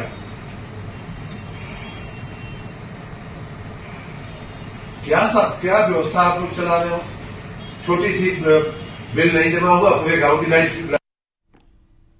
हम ए.के. शर्मा साहब ने अब वो अफसरों को वो डांट रहे हों और पीछे खड़ा होकर कोई वीडियो बनाएगा, तो मुझे लगता है कि ये सोचा गया हो कि साहब ठीक है, एक ऐसा भी भाई दिखाया जाए कि मंत्री जी बहुत सख्त हैं, अब सहन नहीं होगा। इमेज बिल्डिंग एक्सरसाइज है, इमेज बिल्डिंग एक्सरसाइज। हाँ, त्रिपाठी जी बताइए। नहीं, ये तो मुझे ये लग रहा है ना कि उन्होंने जो एक बात कही कि आप लोग बिल्कुल जनता से कटे हुए हैं, आईना कोई रखता तो बेहतर होता। मैं पूछ लेता हूं, जो आप राज्य के ऊर्जा मंत्री हैं और आपको इतने समय के बाद जब विधायक, जनप्रतिनिधि और जनता गाली देने लगे, तब पता चल रहा है कि ये सब हो रहा है। कम से कम 2 ऐसे अवसर हैं, और ये कभी नहीं होता। जब पुराने राज में समाजवादी पार्टी के समय में, और ये बड़ी मतलब जिम्मेदारी से कह रहा हूं, बिजली कटा करती थी, तब भी अगर सपा का कोई मिनिस्टर पहुंच गया और उस पर ऊर्जा मंत्री, तो शहर की बिजली नहीं जाती थी। इनके कार्यक्रम में 2 बार बिजली कट चुकी है। अच्छा, ऊर्जा मंत्री जी के कार्यक्रम में 2 बार ऊर्जाहीन रह चुका है, और आज आप अधिकारियों को कह रहे हैं कि तुम जनता से कटे हुए, तुमको कुछ पता नहीं। अरे भाई, आप भी तो उसी प्रदेश में हैं, वहीं घर द्वार है ना आपका। आपके लोग नहीं बताते हैं कितनी बिजली आ रही, कितनी नहीं आ रही, और कटौती हो रही कि नहीं हो रही। और मैं तो कर रहा हूं और जगह छोड़ दीजिए, नोएडा जैसी जगह पर पता कर लीजिए। बिल्कुल, ये तो अब सोसाइटी में डीजी वाला सिस्टम हो गया है, तो पता चलता नहीं, खट से गई, खट से आ गई, जनता को पता नहीं चलता कि वैसे ही 9 राज्यों से महंगी बिजली उत्तर प्रदेश में है, अब पूरे देश से महंगी बिजली हो गई, क्योंकि डीजी पर तो बड़ा रेट हो जाता है ना। तो पता नहीं, मेरी समझ नहीं आ रहा है ये जो पीआर एक्सरसाइज, और इसको जनता अब समझ जाती है, ये पीआर एक्सरसाइज है, ये प्योर पीआर एक्सरसाइज है। और मंत्री जी का अंदाज देखिए ना, कोई गुस्सा दिख रहा है। मुझे तो ये भी लग रहा है कि वो कहा तो उन्होंने, मैं बहुत नाराज हूं, पता नहीं वो सही है, मैं हो सकता है गलत में देख रहा हूं, लेकिन मुझे लग रहा है उसमें कहा तो लोग हंस भी रहे होंगे। अरे सबके मुंह नीचे हैं। ये वही मंत्री जी हैं, मुझे याद नहीं आ रहा, त्रिपाठी जी बता सकते हैं, जो उनको मुख्यमंत्री जी नहीं बनाना चाहते थे। आप भी ऐसी बातें कर लेते हैं। त्रिपाठी नहीं, ये तो मुख्यमंत्री बनने गए थे, ये तो मुख्यमंत्री बने गए थे उत्तर प्रदेश में। लेकिन देखिए सर, फिर मंत्री नहीं बने बहुत टाइम तक, मंत्री नहीं बने, फिर इनको उपाध्यक्ष बनाया गया पार्टी का, हाँ, प्रदेश का। उत्तर प्रदेश सर जल्दी चले, बहुत सारी बिजली प्रदेश में ऊर्जा मंत्री इसके पहले जो था श्रीकांत शर्मा ने बेहतर काम किया था। श्रीकांत अच्छे थे ऊर्जा मंत्री, श्रीकांत ने अच्छा काम किया था। मैं तो खुद ऊर्जा मंत्री इनको बना दिया, और आज वो कहते हैं कि आप अधिकारियों से कह रहे थे आप एसी में बैठ के रिपोर्ट बनाते हो, तो शर्मा जी कहाँ फील्ड में गए तो वो खुद सारी जीवन एसी में बैठ के काम करते रहे, वो फील्ड की इनको जानकारी नहीं है। ठीक है सर, जल्दी थोड़ी खबरें ज्यादा हैं आज। यूपी में एक और नेता की ऐसी बात जो जब भी बोलते हैं कुछ ना कुछ विवाद खड़ा हो जाता है, घमासान छिड़ जाता है। स्वामी प्रसाद मौर्य की मैं बात कर रहा हूं। इन्होंने ये पिछले 3-4 दिन से ये कांवड़ियों पर हमले कर रहे हैं, और इसकी वजह से आज इनके घर का घेराव कर लिया गया। लखनऊ में स्वामी प्रसाद मौर्य के घर के बाहर भारी पुलिस फोर्स लगानी पड़ी। विश्व हिंदू रक्षा दल के कार्यकर्ताओं ने स्वामी प्रसाद मौर्य के घर के बाहर जलाभिषेक करने का ऐलान किया था। इसको देखते हुए लखनऊ पुलिस अलर्ट थी, और सुबह सुबह ही इनके नेताजी के घर के बाहर पुलिस का जमावड़ा जो है पहरा लगा दिया गया। और जैसे ये हिंदू संगठन के लोग वहां पर पहुंचे, पुलिस ने इनको रोक लिया, और इनमें से बहुत सारे लोगों को जो है वो हिरासत में ले गया। इन्होंने कहा क्या? इन्होंने कहा कांवड़िए जो हैं ये उपद्रवी हैं, कांवड़िए माफिया की तरह हिंसा करते हैं। सुनिए इनका बयान। मेरी मान्यता है कि अगर कांवड़ियों के रूप में कोई तोड़फोड़ कर रहा है, हिंसक घटनाओं को अंजाम दे रहा है, मारपीट कर रहा है, लोगों की गाड़ियां तोड़ रहा है, जला रहा है, कुछ बहनों की स्कूटी और मोटरसाइकिल भी तोड़ी गई है, उनके साथ बदसलूकी हुई है। मिर्जापुर में एक सेना के जवान को लातों घूस द्वारा पिटाई की गई है। ऐसे गुंडे, माफिया, अपराधी, मवाली कांवरियों के वेश में वो सत्ता संरक्षण प्राप्त गुंडे, माफिया, अपराधी हैं।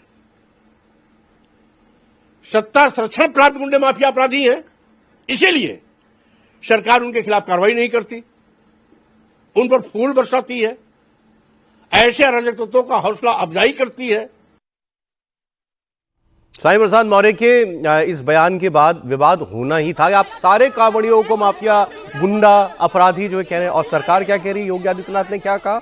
उन्होंने कहा कि कांवड़ियों के भेष में, इनके आड़ में लोग गुंडागर्दी या माहौल खराब करने की कोशिश करेंगे, हम उनको चिन्हित कर रहे हैं।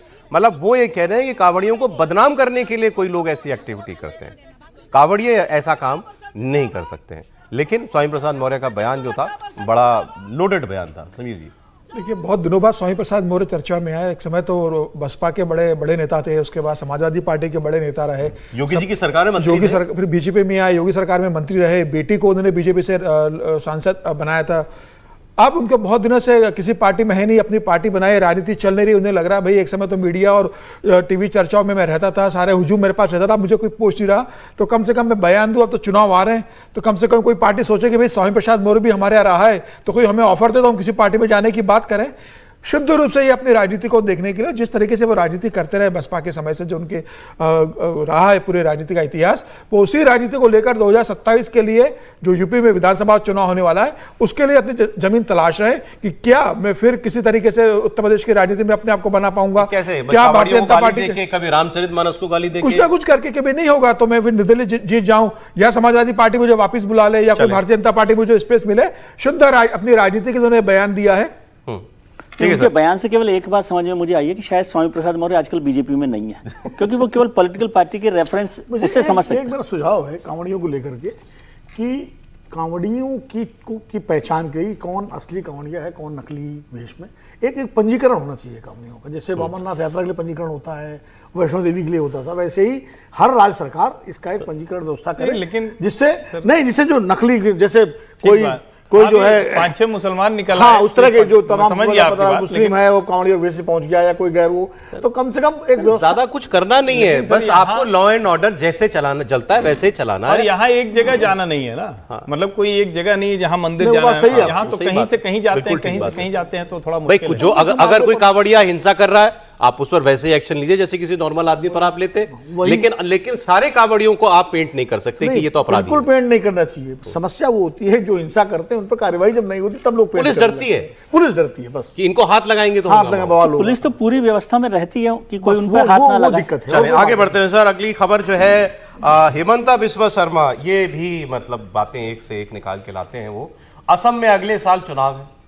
अब बीजेपी के ये जो फायर ब्रांड मुख्यमंत्री हैं हेमंता बिस्वा शर्मा, आगे बढ़ाइए, इन्होंने अब ये कहा है कि मैं आपको खबर बताऊं, देखिए अभी फिलहाल यूके से तस्वीर आई है, इंग्लैंड के प्रधानमंत्री जो है कियर स्टारमर, उनसे मुलाकात हुई प्रधानमंत्री नरेंद्र मोदी की। फ्री ट्रेड एग्रीमेंट साइन होना है वहां पर। प्रधानमंत्री 2 दिन की यात्रा पर इस वक्त ब्रिटेन में हैं, बहुत महत्वपूर्ण ये दौरा उनका है। ये फ्री ट्रेड एग्रीमेंट जो है इससे दोनों देशों का व्यापार कई बिलियन डॉलर बढ़ जाने की संभावना जताई जा रही है। और इसके अलावा जो और मुद्दे रहेंगे इस चर्चा में, खालिस्तानी तत्व जो वहाँ पर जो बैठे हुए हैं उनकी बात भी प्रधानमंत्री करेंगे, वो मुद्दा भी उठाएंगे। फिर जो हमारे कुछ इकोनॉमिक ऑफेंडर्स जो हैं जैसे नीरव मोदी, विजय माल्या, ये लोग, इनकी बात भी जो है वहाँ पर की जाएगी, क्योंकि कई के मामले जो है प्रत्यर्पण के वो बड़ी आगे की स्टेजेस पर जो है वो पहुँच गए हैं। और अगर ये फ्री ट्रेड एग्रीमेंट की बात करें तो इसमें क्या तय किया गया है दोनों देशों के बीच में कि भारत यूके से जो सामान हमारे यहाँ पर आयात होता है उस पर 15% टैक्स लगता था, अब वो 3% हो जाएगा। मतलब इंग्लैंड में बने उत्पाद को भारत की मार्केट में सस्ते दरों पर बड़ी जगह मिलेगी।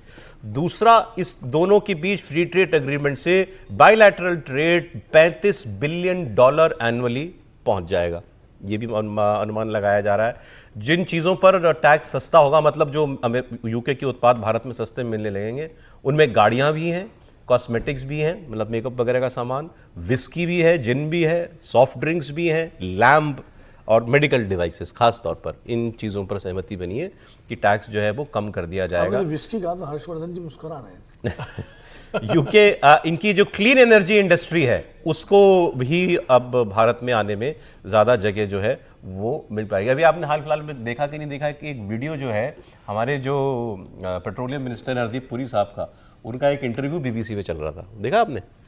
और उन्होंने जो हड़काया उस आदमी को, वो बड़ा अच्छा है। वो व्यक्ति जो है ये आरोप लगा रहा था उनके ऊपर कि आप तो दुनिया भर में प्रदूषण फैलाने वाले लोग हैं, आपकी 80% ज़रूरतें जो है कोयले से पूरी होती हैं। तो उसका जवाब उन्होंने दिया कि आपकी तैयारी पूरी नहीं है और हम जिस दिशा में जा रहे हैं, चाहे एथेनॉल ब्लेंडिंग हो या सोलर हो, दमदार तरीके से जवाब दिया था। क्लीन एनर्जी क्षेत्र, ये भी क्योंकि ये यूके वाली बात आई तो ये समझ में, ये मैंने आपको बताया। बाकी त्रिपाठी जी बताएंगे। विदेश मंत्री जी का इंटरव्यू भी याद आ गया मुझे, पता नहीं क्यों। सर आपको हर मौके में गलत बात क्यों याद आती है? ऐसे बीबीसी का इंटरव्यू था तो। विदेश मंत्री। अच्छा ठीक है, एक बार जरा बता दें क्योंकि जनता को ये दिलचस्पी होगी कि ये यूके के साथ भारत के इकोनॉमिक इंटरेस्ट जब जुड़ेंगे तो फ्री ट्रेड एग्रीमेंट बेसिकली होता क्या है? देखिए, बड़ी सीधी सी बात है कि जब दुनिया की शर्तों के लिहाज से, यानी WTO की शर्तों के लिहाज से हम कोई भी कारोबार करते हैं तो उसकी कुछ तय शर्तें होती हैं, और एक तरह से कहें कि जिस तरह से ट्रंप टैरिफ लगा रहे हैं वो गलत कर रहे हैं, वो WTO की शर्तों का उल्लंघन भी है।